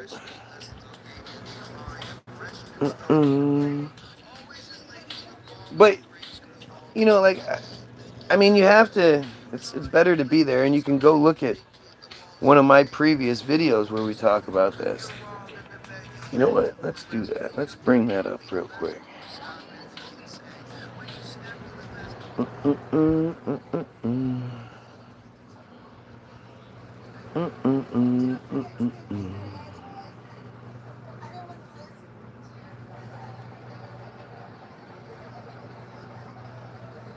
Okay, here we go. Yeah. the 1941 Allegheny locomotive. Look at it. Look at how big this thing is. Okay, so look at all these little tubes and pipes and all these little fittings that all have to be solid and work well, and all these rivets. These aren't nuts that are screwed in, bolts that are screwed in. These are rivets. So they were hot when they were put in. Somebody had a bucket or something of hot slugs that they would, they'd grab those, they'd use those tong things and they'd pull it out and they'd put it in the hole. And then another guy or two would have to hit it and hit it fast and get it set in the spot before it cooled off, because once it cooled, it created an unbreakable bond. Right. So look at it. All these rivets had to be set while they were hot. Somebody had to bang it all in. Look at all of this down in here. Right, look at that shit. 1941, 1930 technology. I'm moving too fast. 1941, that's also when they built the Pentagon. I mean, just look at all of that little tiny shit right there. All of this has to be working perfectly. Every aspect. When something fails on this, how do you know? When one of the little gaskets goes, or a tube, breaks, or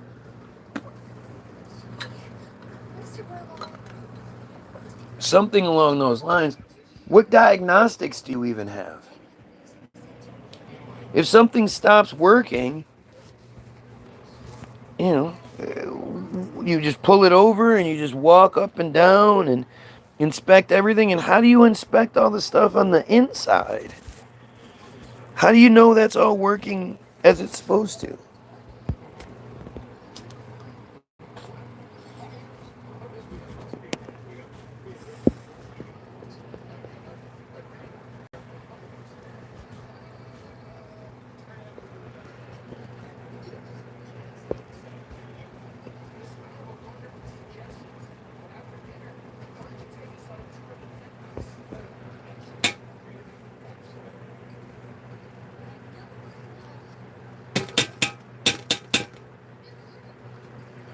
Sorry.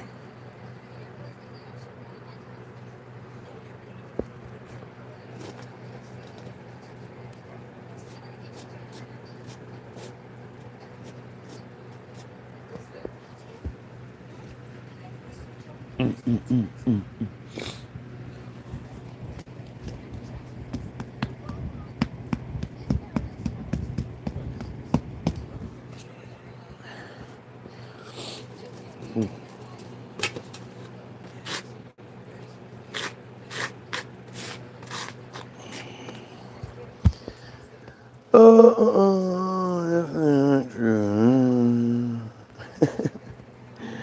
Yeah, I know that I'm going to give any sort of credit, any sort of credibility to somebody that literally has a profile so fake that they use my own name to make it. Yeah, you have something I want to hear for sure. So, look at that. Look at that. Look at how intricate that all is. Look at all of this. Who was building this? How? What? What was mass producing all of this? This was one of 60 of these. Transporting it by train. Look at all those rivets. These had to be put in while they were hot, banged into place. And it's all perfect and it's beautiful. I mean, it's beautiful. The most solid steel. Look at those struts. Look down in there. All these rivets, all these bolts that had to. The tubes, all of it. Look at all of that shit. Just random facts nobody asked for. Cares what is wrong with the punches. This train is literally more intricate than any I've seen in real life. The biggest, most powerful train ever made. And there were 60 of them, and all of them got destroyed but this one. Be mass produced. If something, like any little tiny thing goes wrong, this thing shuts down. Imagine you gotta get in there and check and make sure that the one little hose or the one little nut or something like that, that all works every single time you run this bad boy. Look at the size of this thing. It's just so big. What's powering this thing? Steam, apparently. This is where the valve oil goes, apparently. And this all just runs all in conjunction with each other and pivot independently.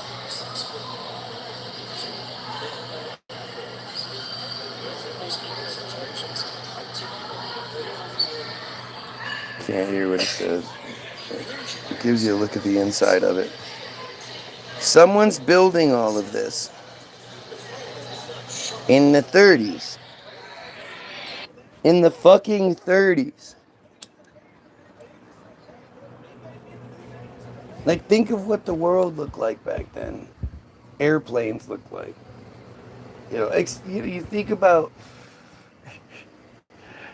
about this shit, and it's like, you know, we didn't have shit. You know, we most people didn't have screens in their windows, and you know, people were living podunk, didn't have shoes on, and you know, the Depression. I mean, this is coming out of the Depression era.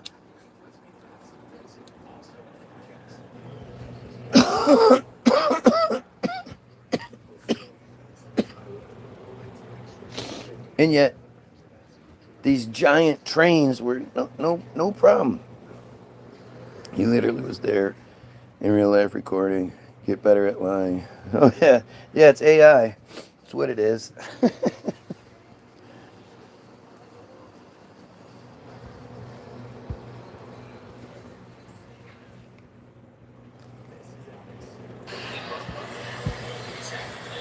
There's some more of it.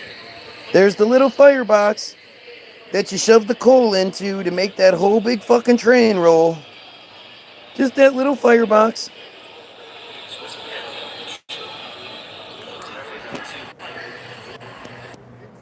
I didn't realize this video couldn't be heard because I could hear it when I was doing it. Okay, so we're back out exploring. Who's manufacturing this? Who's manufacturing all these pieces? Look at that. More of them, all but one was destroyed. Look at all of that. Look at that. Look at that little thing right there. That is at the Henry. Right, like that has to be turned and cranked. And like, think about it. What happens when the sixth hose springs a little leak, but you don't notice it? Like, again, when the engine doesn't want to work right, how do you even begin to diagnose it? This thing is huge. You'd need a ladder just to get to the top of it.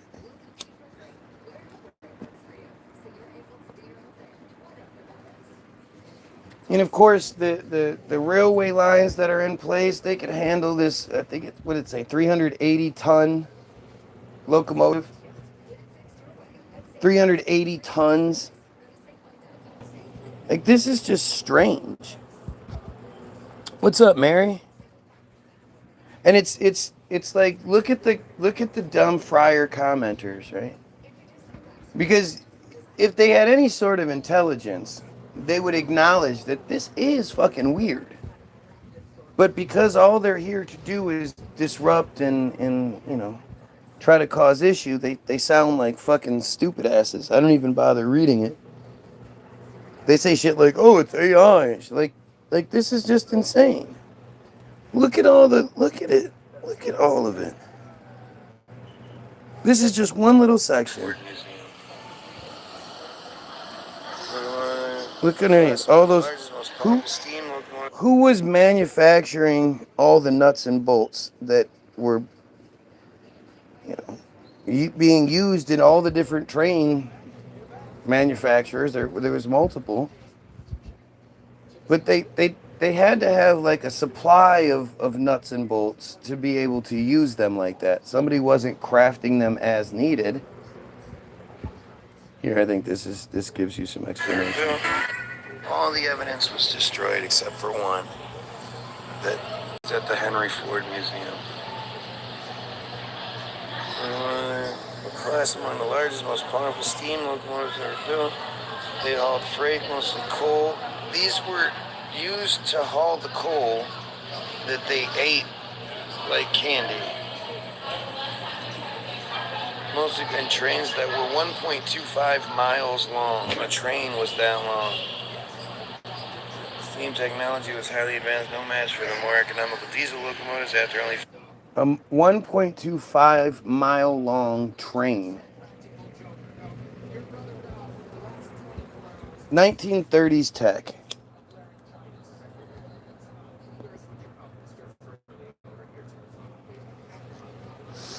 And yet here I am with 1 viewer and 7 likes. Nowhere anyone eyeballs disapprove that. Well, again, I don't even know why you're paying attention. You know what they're doing.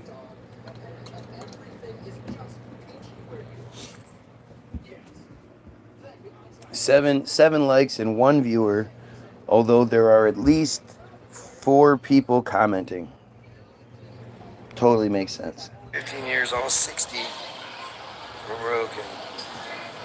Locomotive weight 603 tons. Maximum speed 60 miles per hour. 60 miles per hour. 60 miles per hour on The this power motherfucker. of coal. This thing was... And how did they even get this thing here? It's on train tracks, so it had to be run in using... brought in on the tracks, I guess. Look at this. It's all metal. All of it's metal. It's super sturdy metal that crazy this is. Look how long doesn't it is. break. That's what she said. Look at all this under here. How do you make sure all this works every time you use this thing? I'm not even Only really... one of these things. Who knows what this goes to? Because you didn't have any computers to do it all. Everything had to be done by hand. Here's a model of something similar. Look how big this shit is.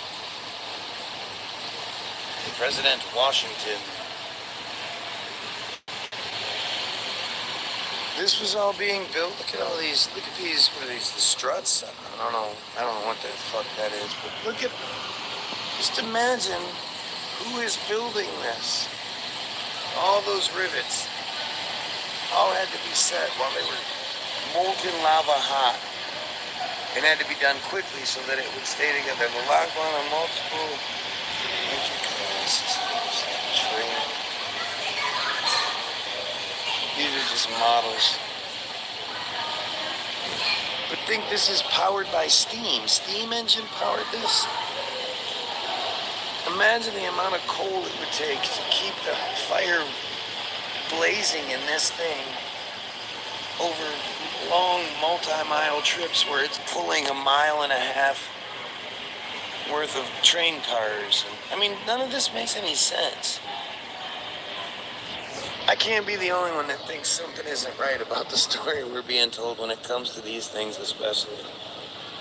I haven't done enough research into trains. I haven't done a deep dive into trains yet, but I need to look at this. Is probably like the braking system.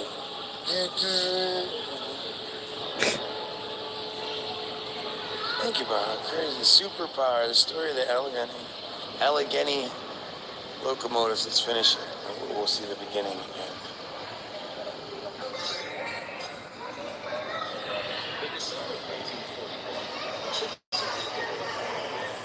Can't hear it.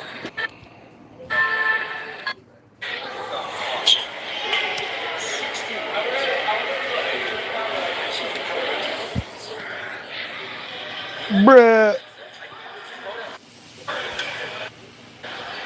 This does not make any sense to me. I'm gonna look into this even more. Maybe later on today or tomorrow.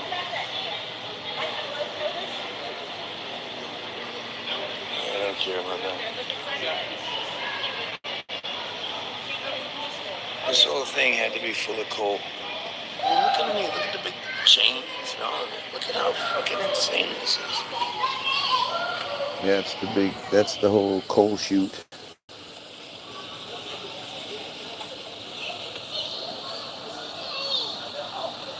This is the thing. This much coal. Oh, and then so the coal, the screw would feed it. That's how it fed, because it was constantly being fed. But you would think it would just burn through it so fast. All those little knobs and turnies you had to turn. Oh, screw this up, screw this. Turn.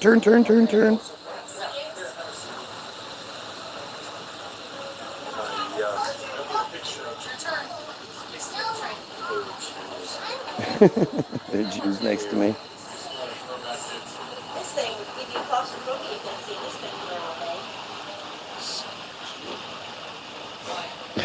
Oh, yuck. Oh, jeez. Fucking gross.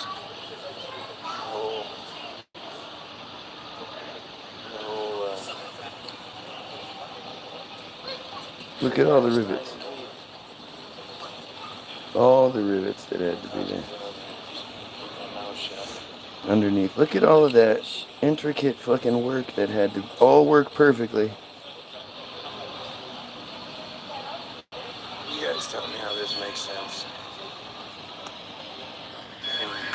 Pedophiles kill yourself. Pedophiles kill yourself.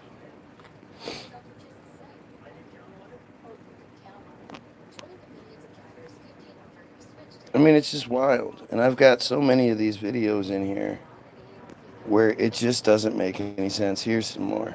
Like this one. These aren't screws. This is a marine steam engine, 1875. Another one of these steam engines. I mean, how many people are here looking at this and thinking, this doesn't make any fucking sense? Look at this. Imagine who's building this.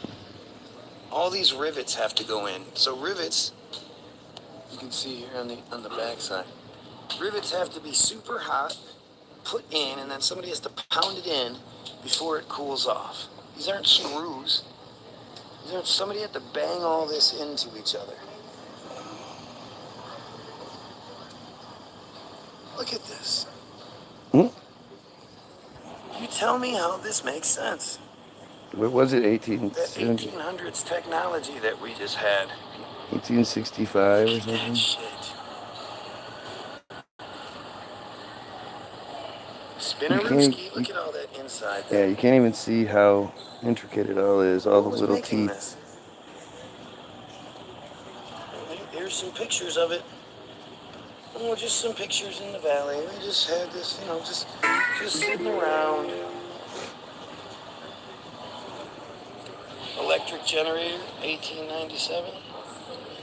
Made by GE. Water turbine and electric generator, 1903. This is how it works. Pulls in the air, turns the water. Again, think about the amount of energy it would require to fuel this thing. To make any of this shit turn, make any of these things move. I mean, look at this gigantic thing. Who is building this? All the way down there, all of this steel and whatever else it's made of, all had to be put together. This is the Watt pumping engine from 1811. 1811. Yep, they just. Look at all of it. Look at all this intricacy.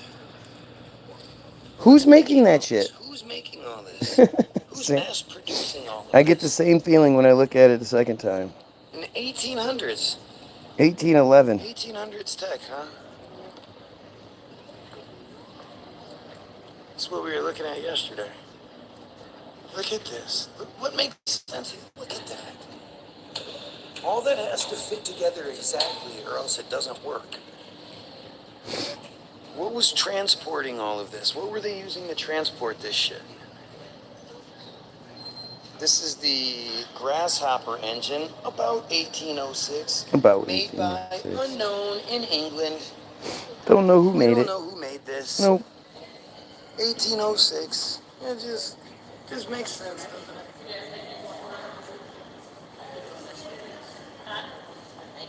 Look at this. Look at this. I've seen it already before. Look at it. Here's the little spina bopper. I mean, look at how far this goes. All these belts, all these gears, everything has to work together. Any little thing gets thrown off, and this pump that this is boiling water in there, and it's making this thing go up and down and pumping, turning the wheel to create the power. Same thing here. This is the Dixon engine, 1811. This is made by Jonathan Dixon in London. He just made this. Good old JD. He just made this. It's no big deal. Just made it. And then this was here. This was, you know, all of this. Just all made this it. had to be manufactured and then In his mass little, produced in his little fucking house. to be used like it was. There's one of the. Ooh, look, that one has some big balls. Here we go again. This one's huge. Look at how big this whole unit is. It's this thing, and then it comes through and it turns in this thing, and I mean, what the fuck are we talking about? This is 1796. James Watt, he just made all this in 1796. Look at the big thing up there churning and pumping. I have 0 viewers. This makes sense. Anybody who's watching, make it make sense. All the way down there. What do you think is look at the chains. Look at those giant chains. What's making it? Who's making all of this back in it? This just doesn't even make sense. I'm sorry, but I just don't buy this. This is all part of one thing, all together. This whole thing, 1796. And then this one to me is Yeah, you just, should touch this thing called high voltage over there. yeah, okay. This thing is just fascinating. The engine generator from Highland Park, 1915 to 1916. Look at all of this. This is nuts. All of this. Remember, Seeing this all in of this person is has nuts. to work together flawlessly, or else none of it works. What's up, CC? Please, somebody tell me why this makes sense. Look at how big this wheel is. Look at how big this generator is. Look at all the little teeth. Each one of those teeth has to operate perfectly, or else this thing doesn't work. Look at all that. Please, somebody tell me this. 1915, son. This is the motor accutated. 1915. Mm-hmm. Who was putting all of this together? Building these giant factories, these Ford factories, and you know, it just makes sense, doesn't it? Does anybody think this, man? I mean, all these people here, nobody's questioning it. They're just all taking it, huh? Look at this. Look at how intricate that is. Those teeth don't grind together just perfectly. Then this whole thing shuts down. These things chinking, going up and down. And oh, look at it. This thing is gigantic. I think these nuts that go in here, they just throw that all together.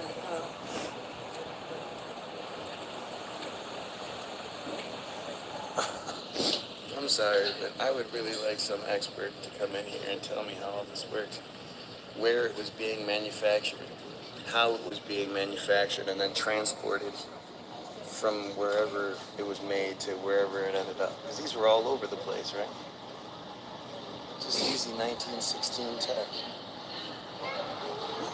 It's fucking stupid, you guys. Something isn't right here. Pedophiles, kill yourself. There you go.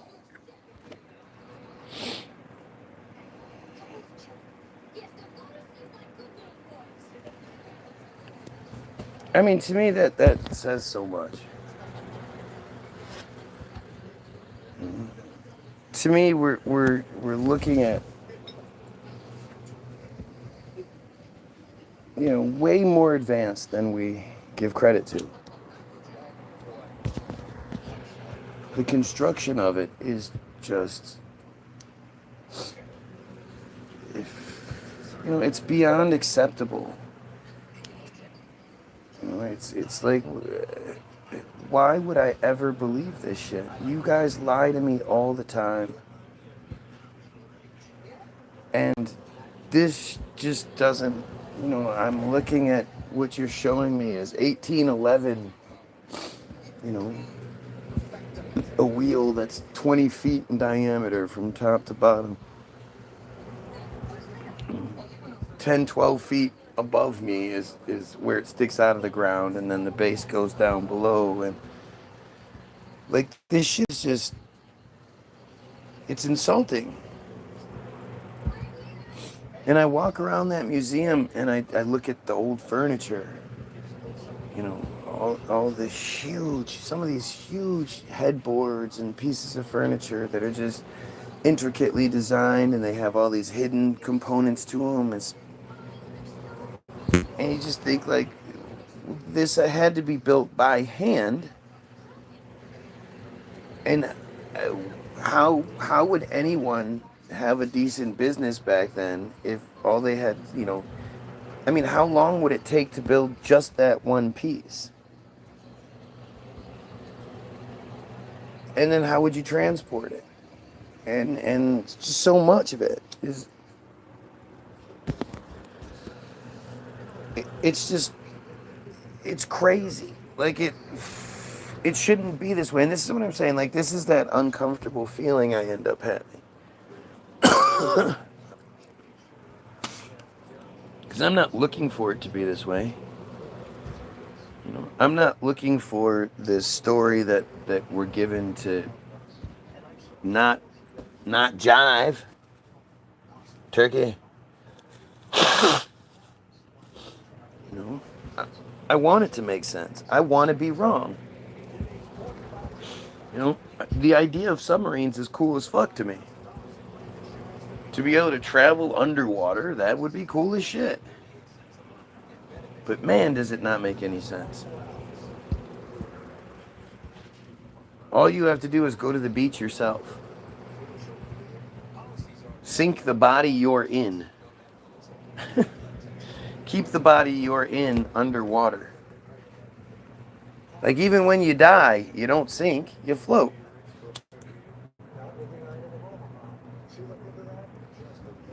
A breath worth of air in these lungs, in this little capacity right here, keeps this 200-pound body floating.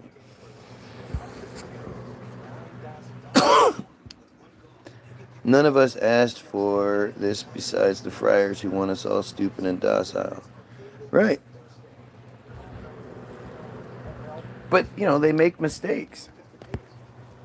They present it to us. I see, it's weird because it's like, how did it exist for all of this time without any question? Didn't our parents question this shit when they went to the museum? Didn't they see these buildings and be like, hey, how did somebody build this? It just seems like it's, I've always had those questions. It's why people will, they'll take pictures in front of an old church or whatever, and they just look and they go, how the fuck did anybody build this? I don't think we could build this today. But,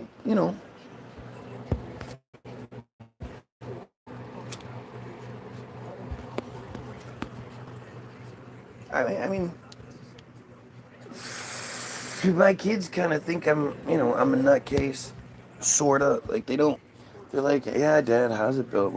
But I know I'm planting the seeds. I know they don't look at it and go, no, the story we're given makes total sense. They question shit too. It's just, think about like the story of like uh, the people, the firefights in the sky. You're in this plane and you're chasing somebody else down.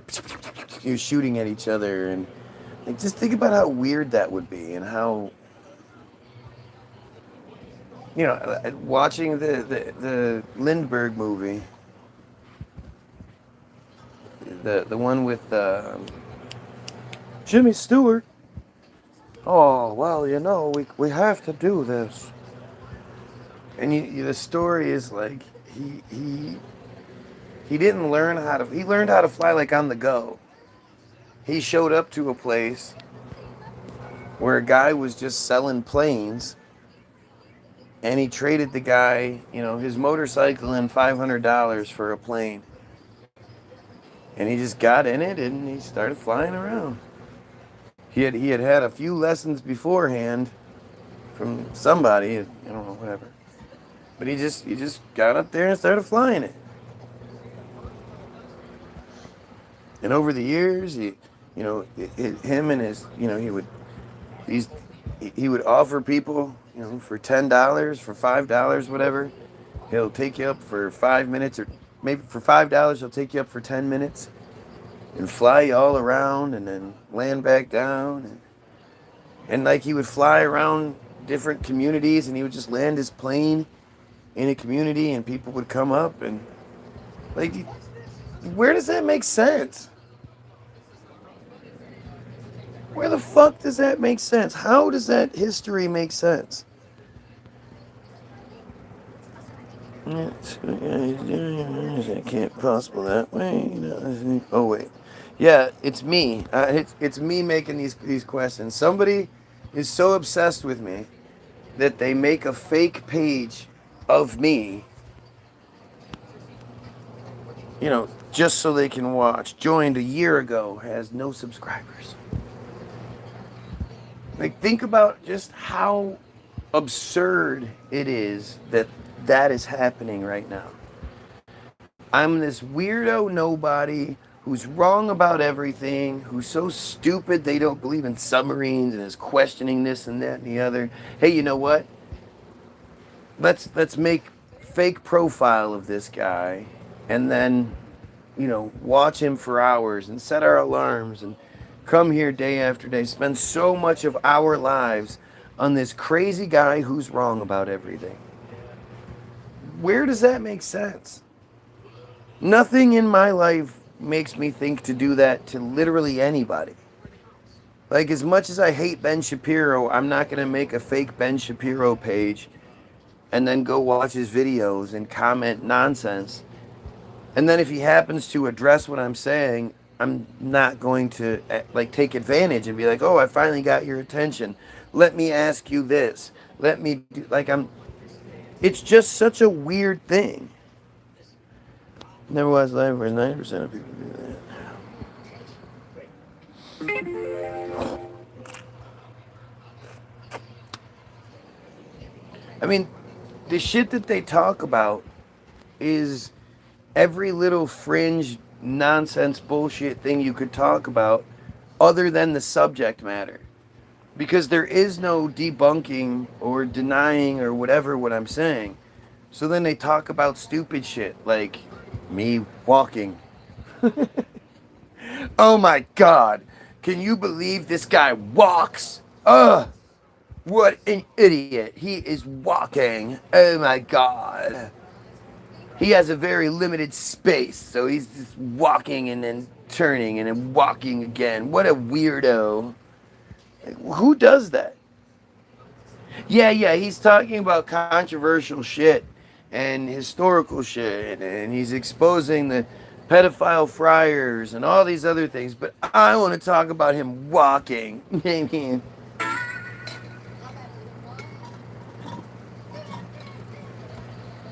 Fucking stupid. Like a manic. Spelling is not their strong suit. Yeah, well, English isn't their fucking strong suit. English isn't their first language. It might be different if English was their first language, but Yiddish, Hebrew is their first language, first and second language.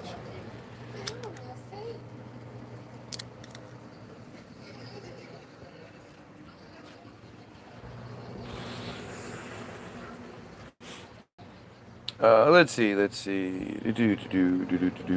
Shlomo's World. One of these LNWR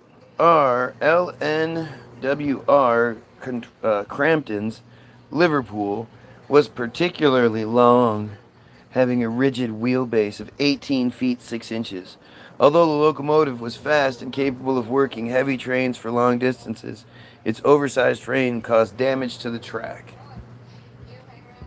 Right, so when you have the Allegheny trains, did they have to reinforce all the lines that they were going to run on before they could run?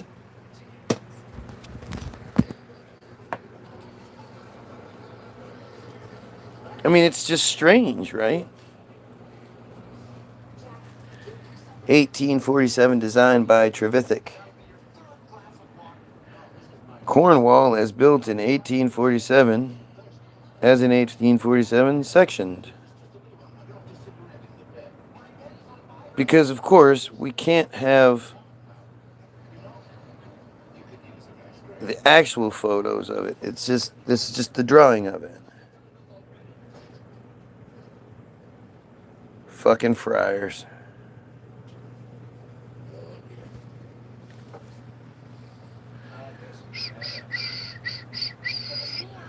I am a pedophile, he says.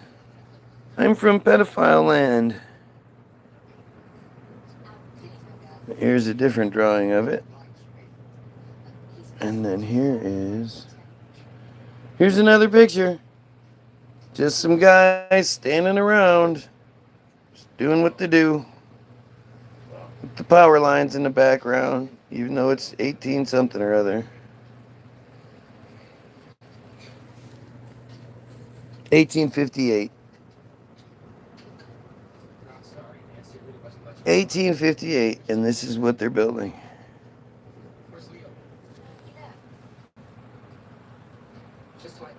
Oh, and here is one in the National Railway Museum. Here is I don't know if that's the real one or that's a rebuilt one. Or imagine these things are just everywhere, just going down the railroad tracks. Choo-choo.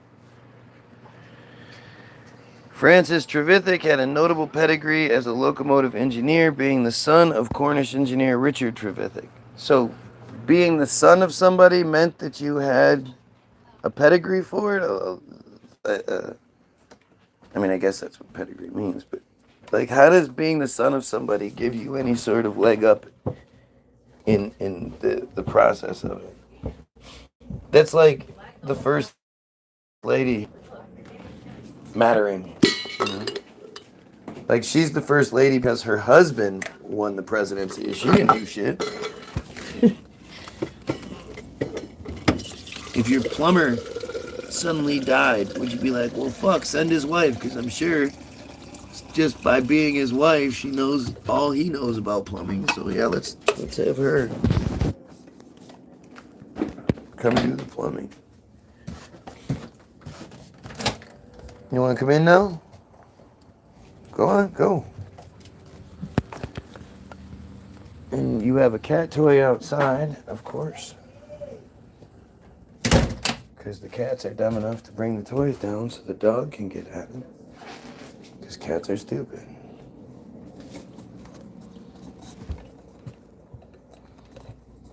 Move, dumbass. I'm calling PETA. You called your animal a dumbass. I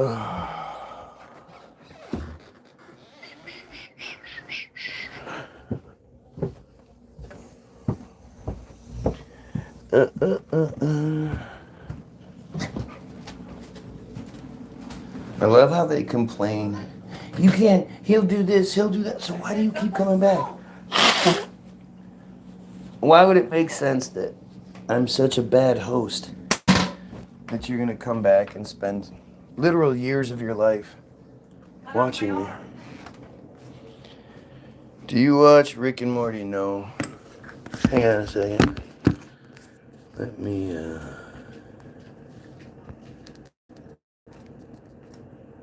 shit.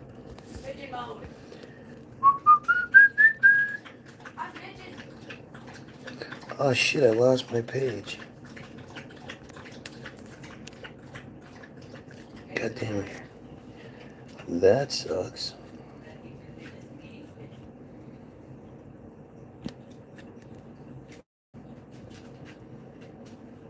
I'll just have to look up Trevithick.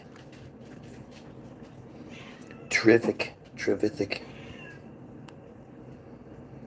See, it's a good thing Cece now makes me think about, oh shit, I should put some shit on. Why was the Kirk narrative immediately that he was I'll be killed right for back. free speech and Christian values? How did we all just know that before we had any details? Let's stop falling for Charlie Kirk. It's just another. White people are now going berserk against those who are not complacent in the left and right invasion and the propaganda shown. That this sanitation, the sickness that we've known, has exponentially grown. And really, how could it not? Their cover has been blown since we were forced to take the shot. And Charlie Kirk was a plot device to move things forward. But what was that black spot on his collar seemed to move towards his jugular after the code word? If you're watching, like, Charlie is just 11 viewers, 8 likes. It's different. Normally we have more likes than viewers. But I shouldn't have said anything. Me saying something usually makes the numbers drop. But if you're watching, like, share, sub. If this shit makes sense to you, doesn't make sense, whatever. I'm down to hear from everybody. Once Upon a Time in America, a movie about friar gangsters with some really weird scenes in it. Have you seen it? Once Upon a Time in America? No, I haven't seen it.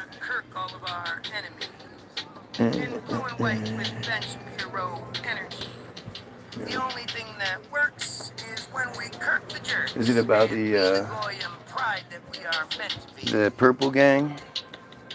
So back to Charlie's shirt and whatever that thing was. Shouldn't we be more alert? I guess Call out about what our system does? Trevithick. Not enough love for the blood that Israel spilled. Richard Trevithick. Produce a biblical flow He's the main of guy. slug in one of their shells, which means Charlie was killed by some Goyim with a gun. I did want to look up a steam engine, so let's see. A steam engine is a heat engine that performs mechanical work using steam as its working fluid. The steam engine uses the force produced by the steam pressure to push a piston back and forth inside a cylinder. This pushing force can be transformed by a connecting rod and crank into rotational force for work. The term steam engine is normally applied to reciprocating engines, although some authorities have also referred to the steam turbine and devices such as Hero's Aeolipile as Hero's. His name was Hero. Hero's Aeolipile.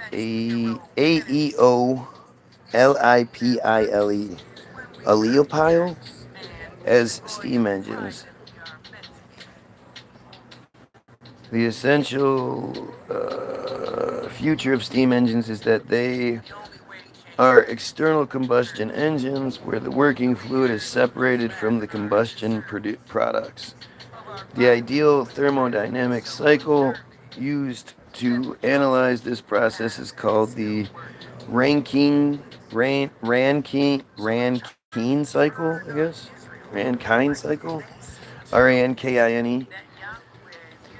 In general usage, the term steam engine can refer to either complete steam plants, including boilers, etc., such as railway steam locomotives and portable steam engines, or may refer to the piston or turbine machinery alone, as in the beam engine and stationary steam engine. Are you sober? Wait, it's not possible. Huh? Anyone against that is obviously bad. All he does is teach.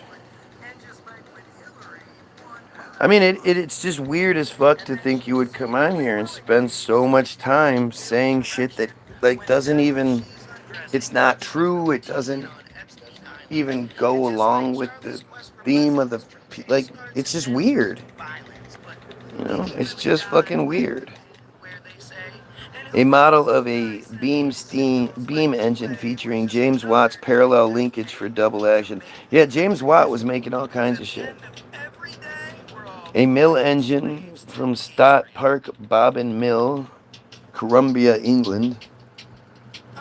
But this is the thing. So you see these and you think, okay, you know, okay, they had these things. They made these things. People made these. Like, what's the big deal? You don't think people could come up with that?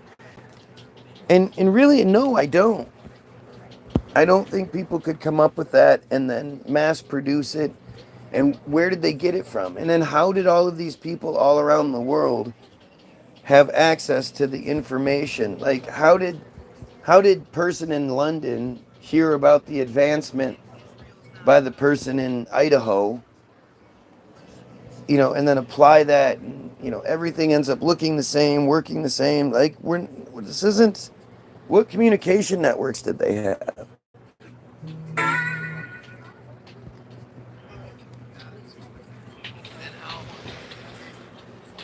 A steam locomotive from East Germany.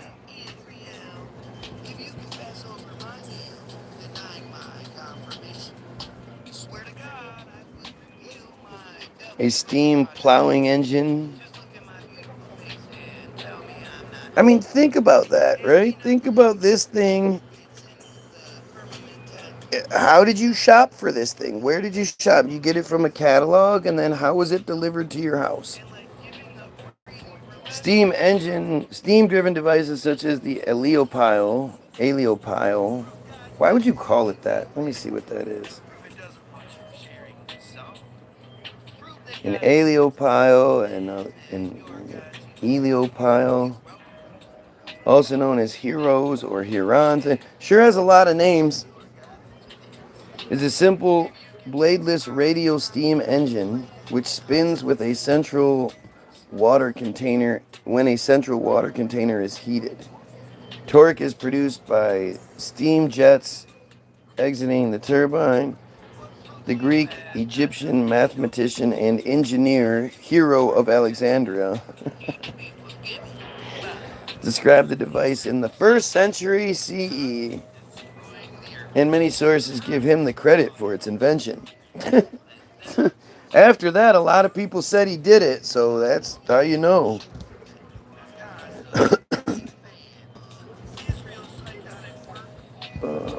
However, at least one source credits Vitruvius as the first to describe this appliance in his De Architectura, circa 30 to 20 BCE. This is an illustration of it. Oh, Jesus. What does this even do? What's that going to do?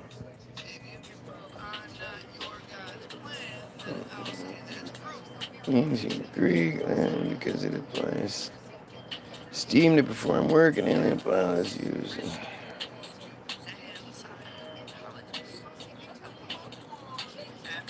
Physics. The Aleopile, I think. Aeolipile. I don't know how to say that. Aeolipile. Usually consists of a spherical or cylindrical vessel with oppositely bent or curved nozzles projecting outward. It is designed to rotate on its axis. When the vessel is pressurized with steam, the gas it expelled out of its nozzles, which generates thrust due to the rocket principle, as a consequence of the second and third of Newton's laws of motion. when the nozzles pointing in different directions produce forces along different lines of action perpendicular to the axis of the bearings, the thrusts combine and result in a rotational moment, mechanical couple, or torque, causing the vessel to spin about on its axis. Aerodynamic drag and frictional forces in the bearing build up quickly with increasing rotational speed, RPM, and consume the accelerating torque, eventually canceling it and achieving a steady state speed. Typically, as Hero described the device, the water is heated in a simple boiler which forms part of a stand for the rotating vessel. Where this is the case, the boiler is connected to the rotating chamber by a pair of pipes that also serve as the pivots for the chamber. Alternatively, the rotating chamber may itself serve as the boiler, and this arrangement greatly simplifies the pivot bearing arrangements as they do not need to pass steam. They can be seen in the illustration of the classroom model shown here. Nothing is shown there.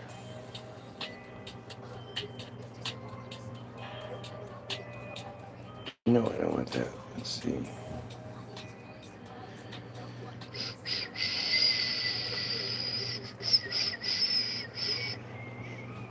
Components, typical motor units, engine configuration, safety, efficiency. I was hoping to see like uses.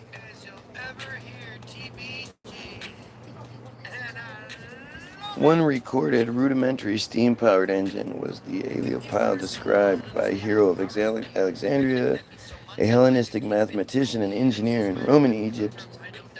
During the 1st century AD, in the following centuries, a few steam-powered engines were known were, like the Heliopile, essentially experimental devices used by inventors to demonstrate the properties of steam.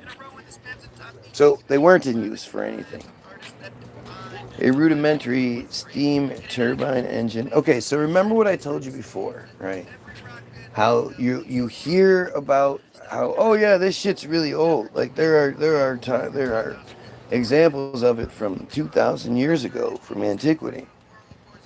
And you'll get that, and then it'll just jump. There won't be anything between the 2000 or between the 0 point and say 1800 or 1500 or, depending on what it is, or like the last example where like it went to 1500, but those are just more like practical, experimental examples. They're not put into practical use. A rudimentary steam turbine device was described by Tak el-Din in Ottoman Egypt in 1551. There you go. And by Giovanni Branca in Italy in 1629. So there we go. Apparently they were described in one book and then described in another, but it's still not in any sort of practical use. In 1601, Giambattista della Porta described an apparatus by which the pressure of steam might be made to raise a column of water. The Spanish inventor Geronimo de Ayens received patents in 1606 for 50 steam-powered inventions. Wow, 50 of them, including a water pump for draining inundated mines. Love to know what that was. By 1515, Solomon de Cause developed a solar-powered atmospheric engine. I would really like to know what the fuck that was. A solar-powered atmospheric engine? Oh look, Julius, who said he was not coming back. And I told you, you cannot believe anything these fucking lion friars say. He's back within... He didn't even wait a day. Couldn't even wait a day. All right. Well, I can look up this Geronimo fella. So let's see if it'll give me an example of this thing. You guys want to see his portrait?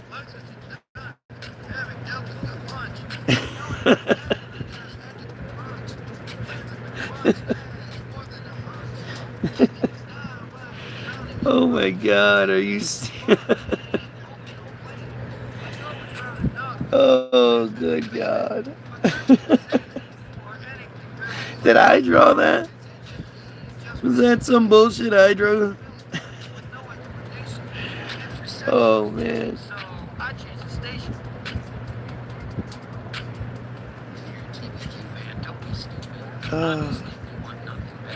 So, Geronimo de Añez Y, I don't know what the Y sounds like, Beaumont, 1553 to March 23rd, 1613. Don't know when his birthday was. That shit really wasn't important to people, apparently. I don't fucking know. Was a Spanish soldier, ready? Soldier, painter, astronomer, musician, and inventor. Yesterday, liar's gonna lie like friar's gonna fry. Exactly. Hopefully. He pioneered the use and design of the steam engine, as well as mining ventilation systems. Mining ventilation systems, improved scientific instrumentation, developed windmills and new types of furnaces for metallurgical, industrial, military, and even domestic operations. He invented a diving bell, patented an immersion suit tested before the court of Philip III in Pisuerga on August 2nd, 1602, and designed a submarine. Well, wait. What happened to Cornelius Drebbel being the first submarine designer in 1620? This guy's 18 years before him. Get the fuck out of here.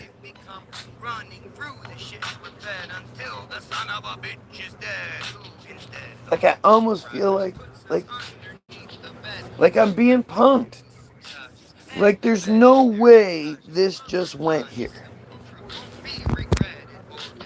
We just happened to stumble across another submarine guy who was a painter himself, but this is the portrait that we get of him. What the fuck? And see, this is where it's like I would only assume real people would be floored by this. Like, unless you're some dumbass who's just here working. Like, even if you're one of the dumbasses, how does this not just make you go, what the fuck?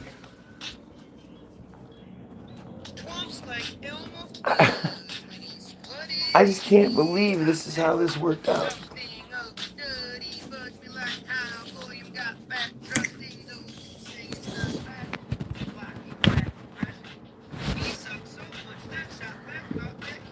Yes, I'm so secure. I'll eat a banana on the feed. Don't really care.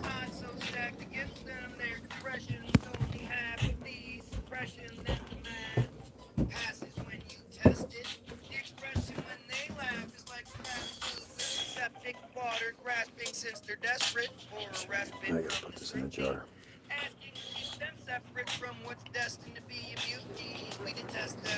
Put banana peels in jars.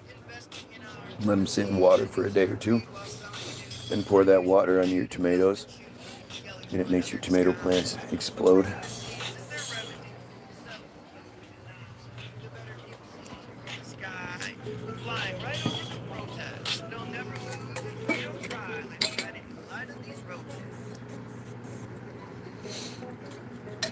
all about rage bait.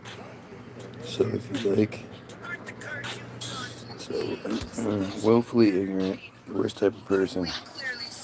You can call it. That's not a person, right?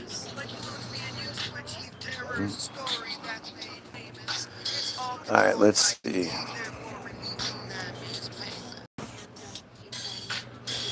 Palacio de Gwendoline, birthplace of Jerome de Ayans, next to the Camino de Santiago. Because, like, of course, right?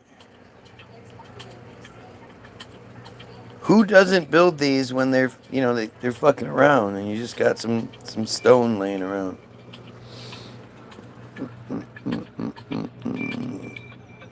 Yeah, it works on everything. Fuck yeah, it's gonna make your produce explode because of whatever. Not not just what they spray on the bananas, the ripening agents, but the potassium in the banana is really good for the plants. He was born in Gwendoline, Cesar Narev. I mean, again, I don't know what all those mean. The son of Carlos de Ayans, captain of the Pamplona garrison, and Catalina de Beaumont. So these are people that didn't have one name and then where they're from. Because, back then so many people were like John of this place and, Bill of this place. Like, it's weird how that worked out for such a long time.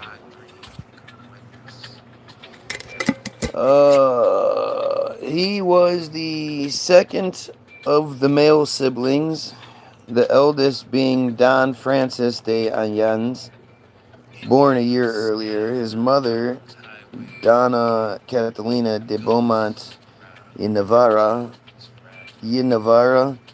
instilled in her children the principles of an education appropriate to her rank. He spent his childhood in the Gwendoline Manor until 1567. He went to serve King Felipe as a page. King Philippe II as a page. At court, he was instructed in military skills, letters, the arts, and mathematics, which would later serve him for his studies of cosmology. I mean, it just sounds like so many of their fake stories. His father, Carlos Dians, took part in the campaigns in France, participating in the Battle of Saint Quentin in 1557. Oh shit! Battle of Saint Quentin. And in the punitive expedition to the then pirate port of San Juan de Luz. Geronimo, after his training in El Escorial, what the hell is that?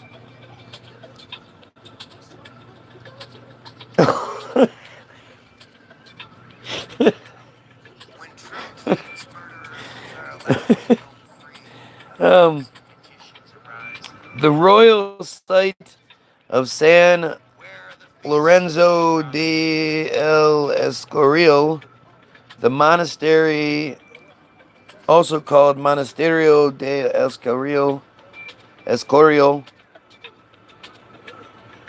Escorial, yes, or simply El Escorial, is an historical residence of the King of Spain, located in the town of San Lorenzo de El Escorial. It's 1.28 miles up the valley from the town of Escorial, about 28 miles northwest of the Spanish capital of Madrid. Built between 1563 and 1584 by order of King Philippe, who resigned in 1556. or who reigned from 1556 to 1598. El Escorial is the largest Renaissance building in the world. It is one of the Spanish royal sites and functions as a monastery, a basilica, royal palace, a pantheon, a library, a museum, a university, a school, and a hospital. You guys ready for this? Not baiting anyone here. Okay. Yes.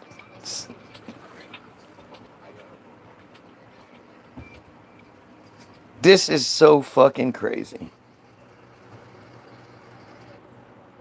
I don't even want to show you guys. It's so fucked up. Like, seriously. Seriously.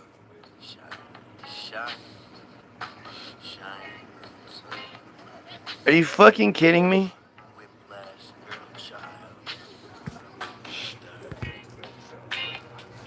I wish I could have that picture in the background right now.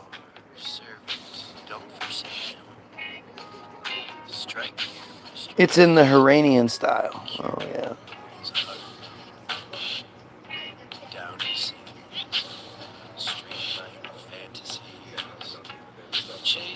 Conception and design. El Escorial is situated at the foot of Mount Abantos in the Sierra de Guadarrama. This austere location, hardly an obvious choice for the site of a royal palace, was chosen by King Philip II of Spain. Why? How did they build that? Oh, shut up. You're not supposed to ask that question. It was ordered by the king. He was like, all right, I have this place in mind. Let me tell you what I want. And then they just built it. Like, who designed it? Who designed all the building? Funny, whoever designed it, just, you know, it's huge, but it's basically the same as so many other buildings around the world. It's just a bunch of those buildings packed into one place.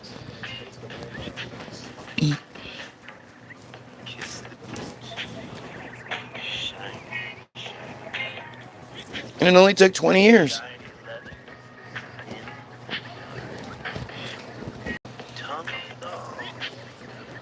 Hardly an obvious choice for a place to build something like this. How would you get all your materials there? Oh, shh.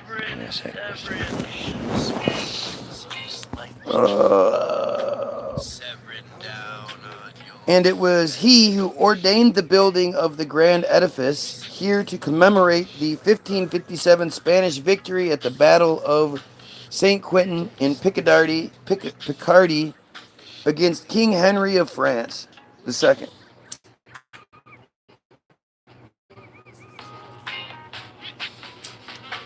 Yeah, that makes sense. Hey, we won a battle. Now build that shit. Like, who the fuck built this? Was there a construction company in particular? Was it... Think about how stupid this is.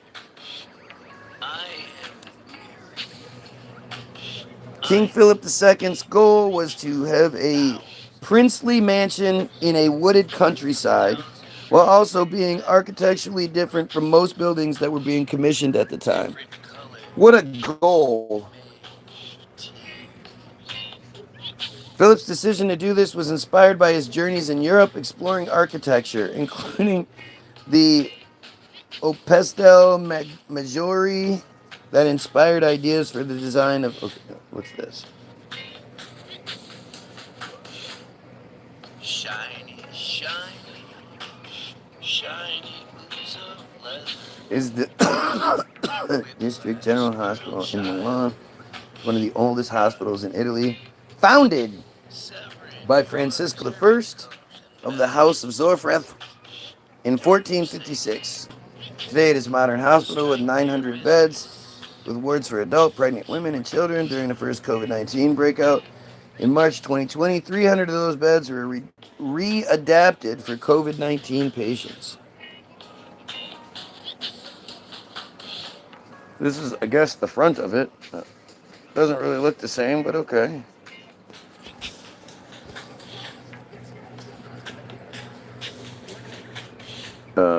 What? That looks like a pretty modern atrocity in comparison.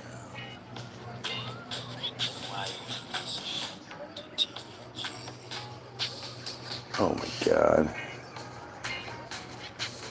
This is 1943 after the bombardment, of course. Look what it used to look like.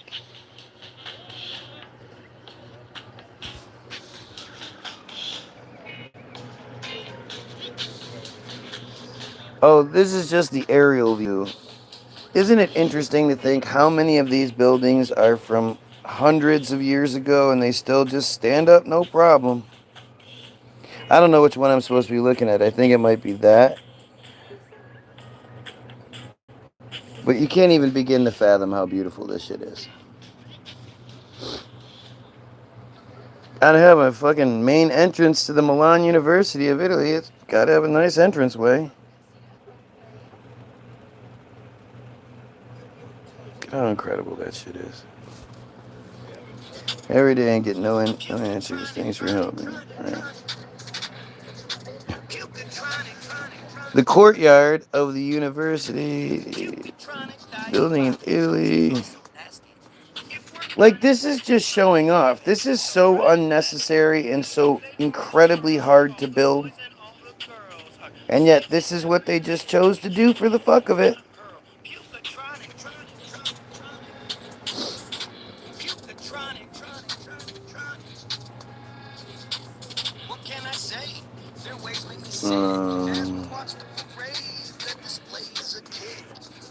One of Philip's personal aspirations was to be a monk and a monarch, and this would come to influence the design. Oh, like, are we saying that he sat there and drew out the design for it? Because he would have to be a pretty skilled architect, an artist, to be able to do that as well, right?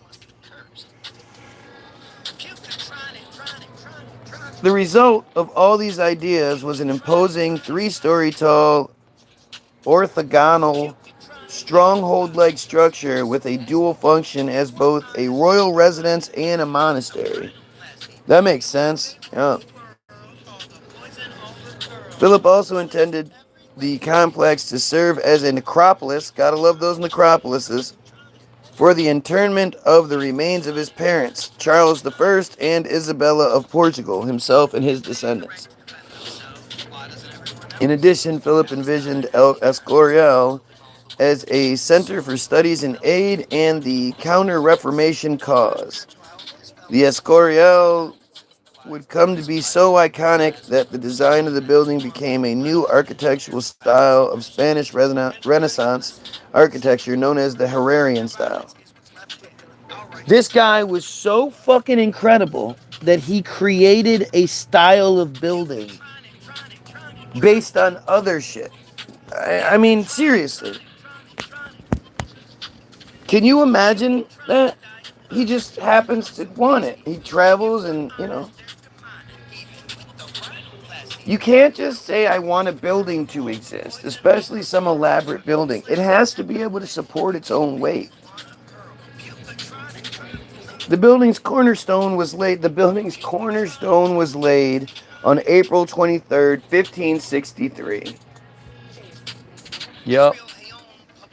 The design and construction were overseen by Juan Bautista del Toledo, who did not live to see the completion of the project. They never do. With Toledo's death in 1567, just 4 years later, direction passed to his apprentice, Juan de Herrera, because, of course, they're both named Juan, under whom the building was completed in 1584. So 21 years later, in slightly less than 21 years. To this day, La Obra de El Escorial, the work of El Escorial, is a proverbial expression for the thing that takes a long time to finish. Comparable English proverb, Rome wasn't built in a day. Juan de Toledo.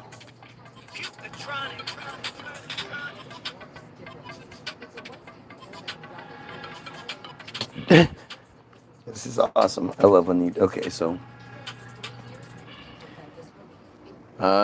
We know he was born in 1515, died on May 19th, 1567. Do you see why it's so difficult to actually do this? Because you just keep going down in these rabbit holes. It's crazy. Was a Spanish architect. He was educated in Italy in the Italian High Renaissance. As many Italian Renaissance architects, he had experience in both architecture and military service and civil public works. Right? Of course he did. He was born either in Toledo or in Madrid around 1515. He died on May 19th, 1567 in Madrid and was buried in Madrid in the choir of the primitive. I'm not going to even try. De Toledo perhaps started his career in architecture in Rome between 1534 and 1541, working for Michelangelo, the Michelangelo, and Pope Paul IV, or the Third, Alessandro Farnese, completing the courtyard of Palazzo Farnese. Let's see. Oh yeah, of course. Yeah. Of course. Then, possibly, he continued his training in the construction site of St. Peter's Basilica. Of course. Why the fuck not? Under the direction of Antonio de Alessandro the Younger. Another hypothesis is that he worked for Antonio de San Gallo the Younger in both blah blah blah blah blah blah and Saint. Yeah. Juan Bautista Toledo, an enigmatic and puzzling personality, was known in Florence and Rome as Giovanni Battista el Blebede. However, in Naples and Madrid, he was identified as Juan Bautista de Toledo. Like, he had a completely different name. He was known in Florence and Rome as Giovanni Battista de Alphonsus, but in Naples and Madrid he was known as Juan Bautista, not Battista as the first time, but Bautista, de Toledo. Why would he be known by two different names completely? This song is called Tigos. Is that the one you're talking about? Tigos.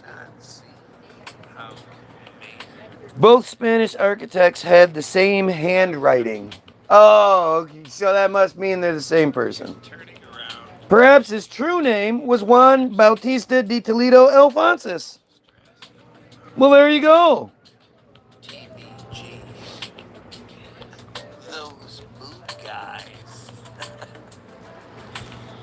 Now we have this section on his part in El Escorial. Here's a picture of the monastery from really far away, so you can't see things up close, but you can see how big it is. Fuck yeah, 1500s. Woo!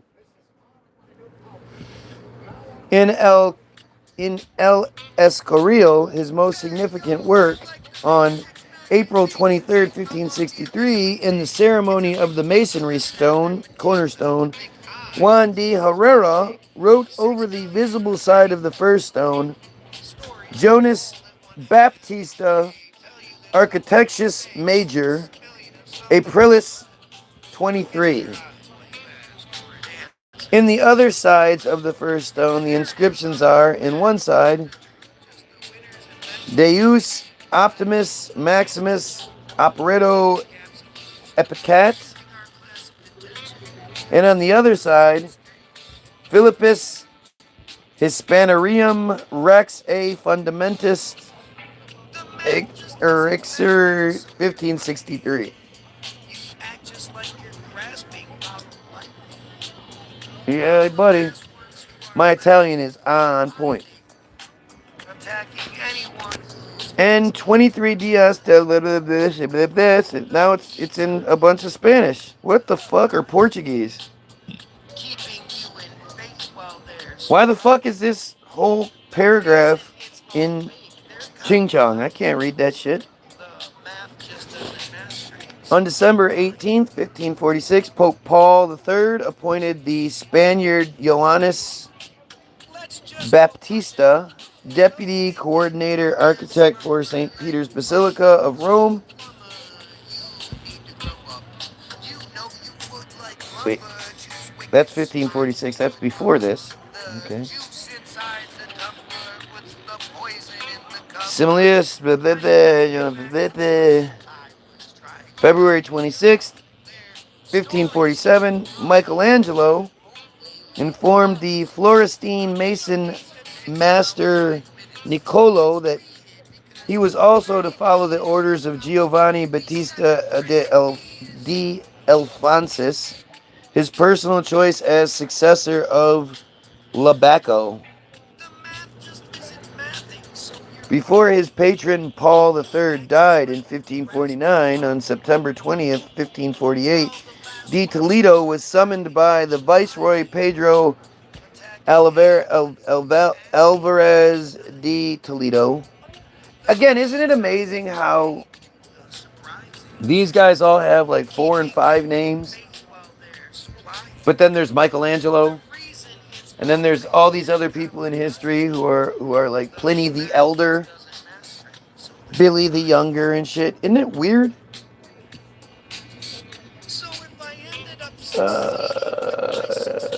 Viceroy Giovanni Battista Alfonsis went to Naples to work under the name Juan Baptista de Toledo in the possession of Maestro Mayor de Orbes, blah, blah, blah, blah, blah. Like, what the fuck does any of this mean? We're just talking about random job appointments. And of course, you're not supposed to ask how they did all their traveling, their moving, what, all that shit.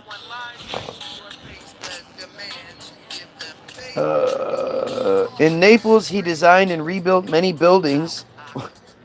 He designed and rebuilt many buildings, many of them, including the Strada di Toledo since 1870, called the Strada di Roma, the Church of Saint Giancarlo Giacomo delle Spagnoli. Let's see what this one looks like. Well, here's the facade of it. Don't get to see much more, apparently, right off the bat. But, yeah. Of course, it has the giant door. The stones that don't make sense. The doorway that's just fucking amazing. And then here's a figure inside it. But that's basically all the pictures we're going to get. Look at the ceiling up top. He designed this, whatever the fuck this building is. Amazing how there's no picture of it. The square bastions to the Castle Nuevo. Oops, no, this is the wrong one. Castle Nuevo. Oh, right. Oh, this is the castle seen from northwest in 2011. Yeah, he was building that shit.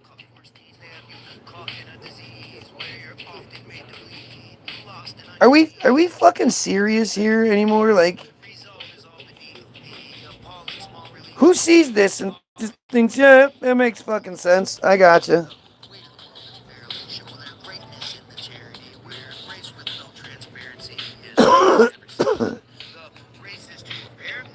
Yep. Yep.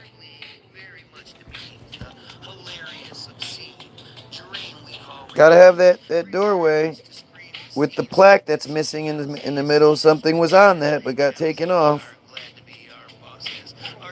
Somebody put something over something else. But of course, griffins are depicted.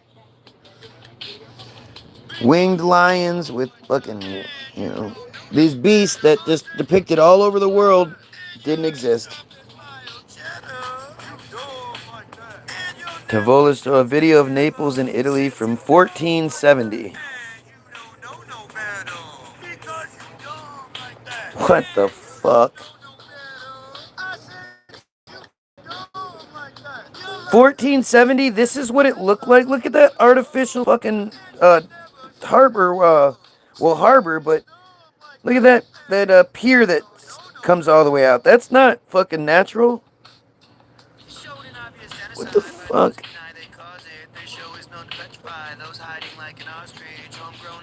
Yeah, they just built this thing right in the middle of the water like that.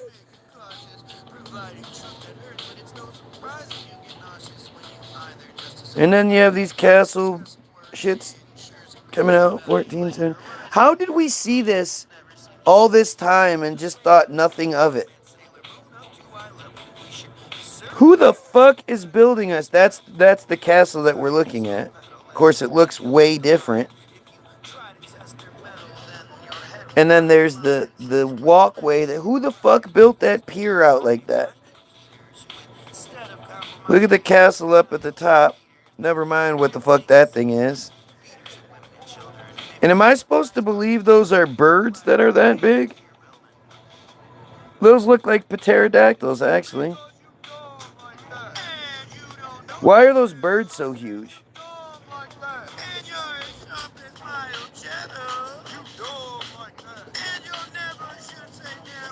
I mean, look at the waterways. Look at how the water just comes right. That means they built that shit out into the water.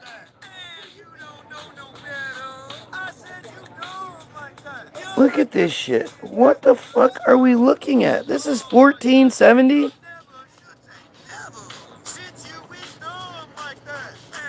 And then there's some more of those weird pterodactyl looking birds. Those don't look like birds that, like, what the fuck are those in the sky?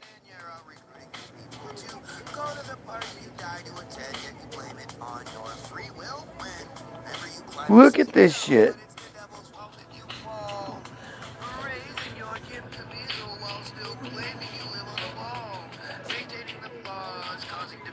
Well, and here's something, I don't know. This is from 1770. Good God, man. Of course, there's the big fountain in the middle. So, do you guys remember the Flint water situation? Where Flint, Michigan's water got real bad, blah, blah, blah, blah, blah. What had happened was Flint decided to go off of the water that's supplied by Detroit and use a different source. And that different source didn't put the additive into the water that kept the pipes from corroding. So after a certain amount of time, the pipes started to corrode, and that's what was getting people sick. So when you see fountains like this in these old times, and you hear about the drinking fountains, the magical drinking fountains that used to be all over the major cities, free drinking water for everybody. Hey, stop it. Stop.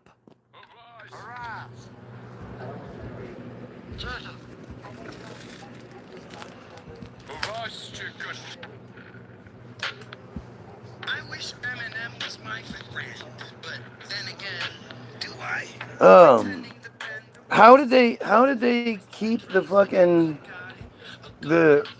pipes from corroding back in those days without putting the additive in it? Look at this fucking picture, man. You believe that these people in their little wagons and shit were able to build all of this? When? How?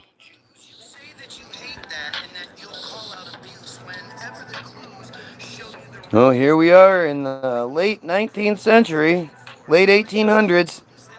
Just a bunch of top hats walking around with the castle in the background. Doo-doo-doo, hello, sir, hello, sir. Sure is cold out here, yes, that's why we all dress like it's freezing all the time.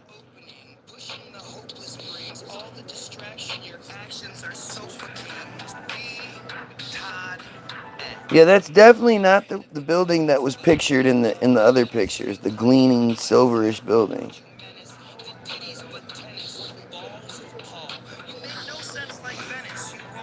Oh my god.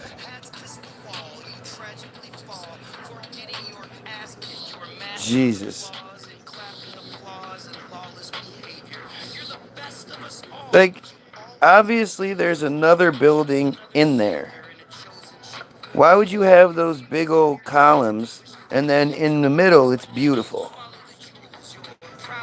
Obviously the columns are older. They look older. Don't take it downstairs, dummy. Okay. And of course you have the window design like that that's seen in churches everywhere all over. The doorways and shit. Look at this. What makes sense about this? The windows that go into the ground.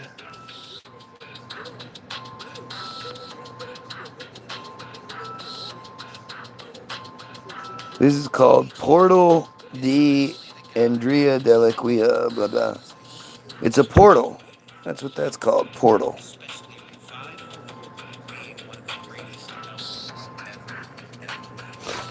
Oh, it's just one of the ceilings inside, of course.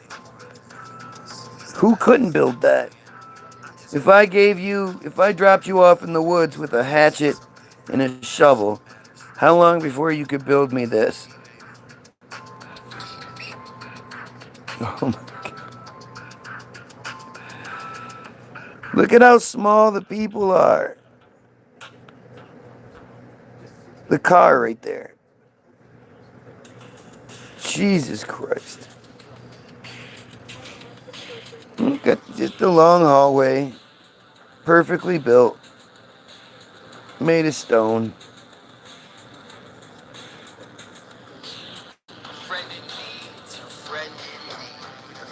Stuff. A friend with breasts and all the rest. A friend who's dressed in leather. A friend Yep. who needs Gotta be something like that on the inside, because everywhere look like that. It's all unique, but everywhere looks like that.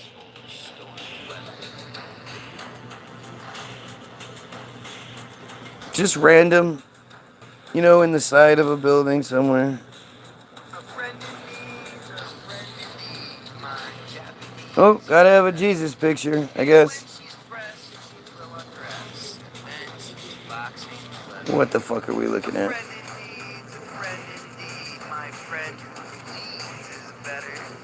My friend confessed she passed the test. Never said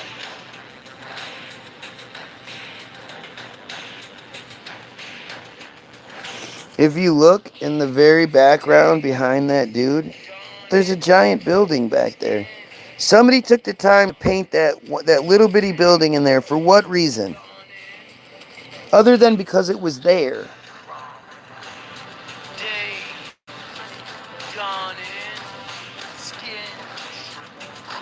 And buildings in the background again. Train yourself to look at the background of paintings. It's hard to do. You're supposed to look at something, so you do. Imposing first erected in 1279. Yup. The original nucleus of the estate, partially uncovered through restoration and archaeological excavations, was built on the initiative of Charles I of Anjou in 1266, after defeating Hohenstaufen. Charles ascended to the throne of Sicily and moved the capital from Palermo to Naples. That's what you do back then. What are we talking about? It's just a few hundred miles and shit.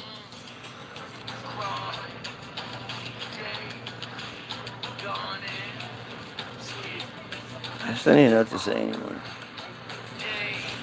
Go read Mishnah Nadav 5:4.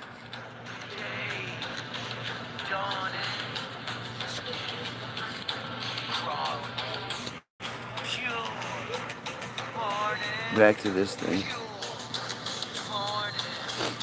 Oh, here's the ground plan of the monastery. Oh yeah, that makes sense.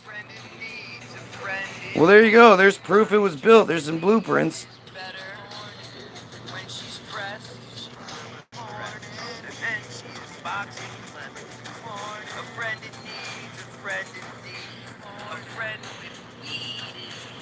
Jesus Christ.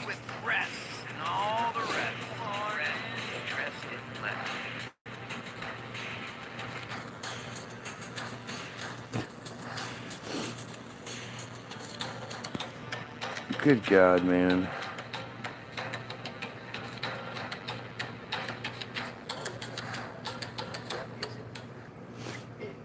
Yep. That's what you do. Gold crowns and shit.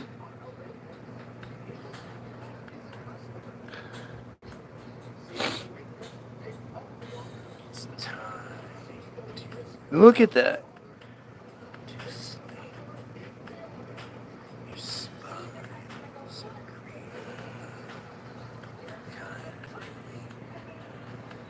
Oh my God. The high altar of the basilica.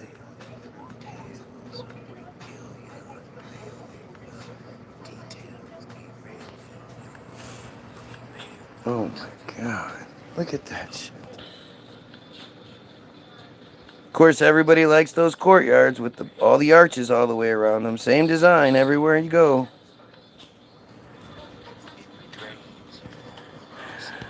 Just the frescoes on the walls and shit. Yep. Totally makes sense.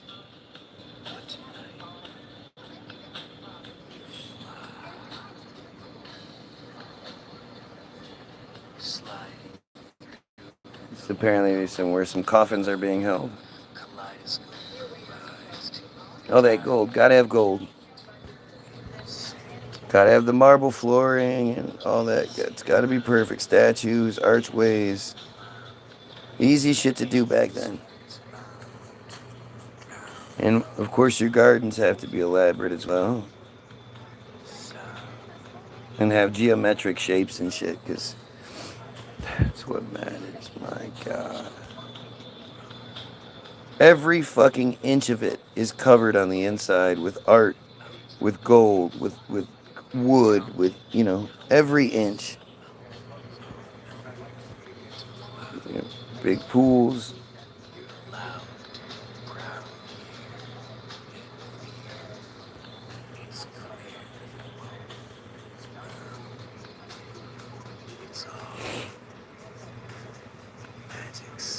Jesus Christ. It's a painting from 1723, apparently. That's what it looked like.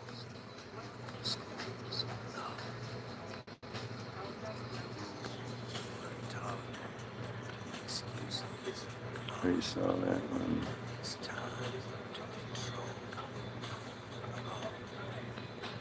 What a fucking crazy building. Anyway, yeah, go read Mishnah Nadav 5:4. Go look up metzitzia.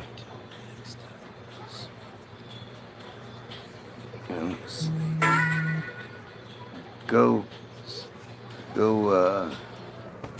check out all the links in the description. Yeah, have yourself a great day. And you pedophile, don't forget to like, share, and sub. You pedophiles, kill yourself.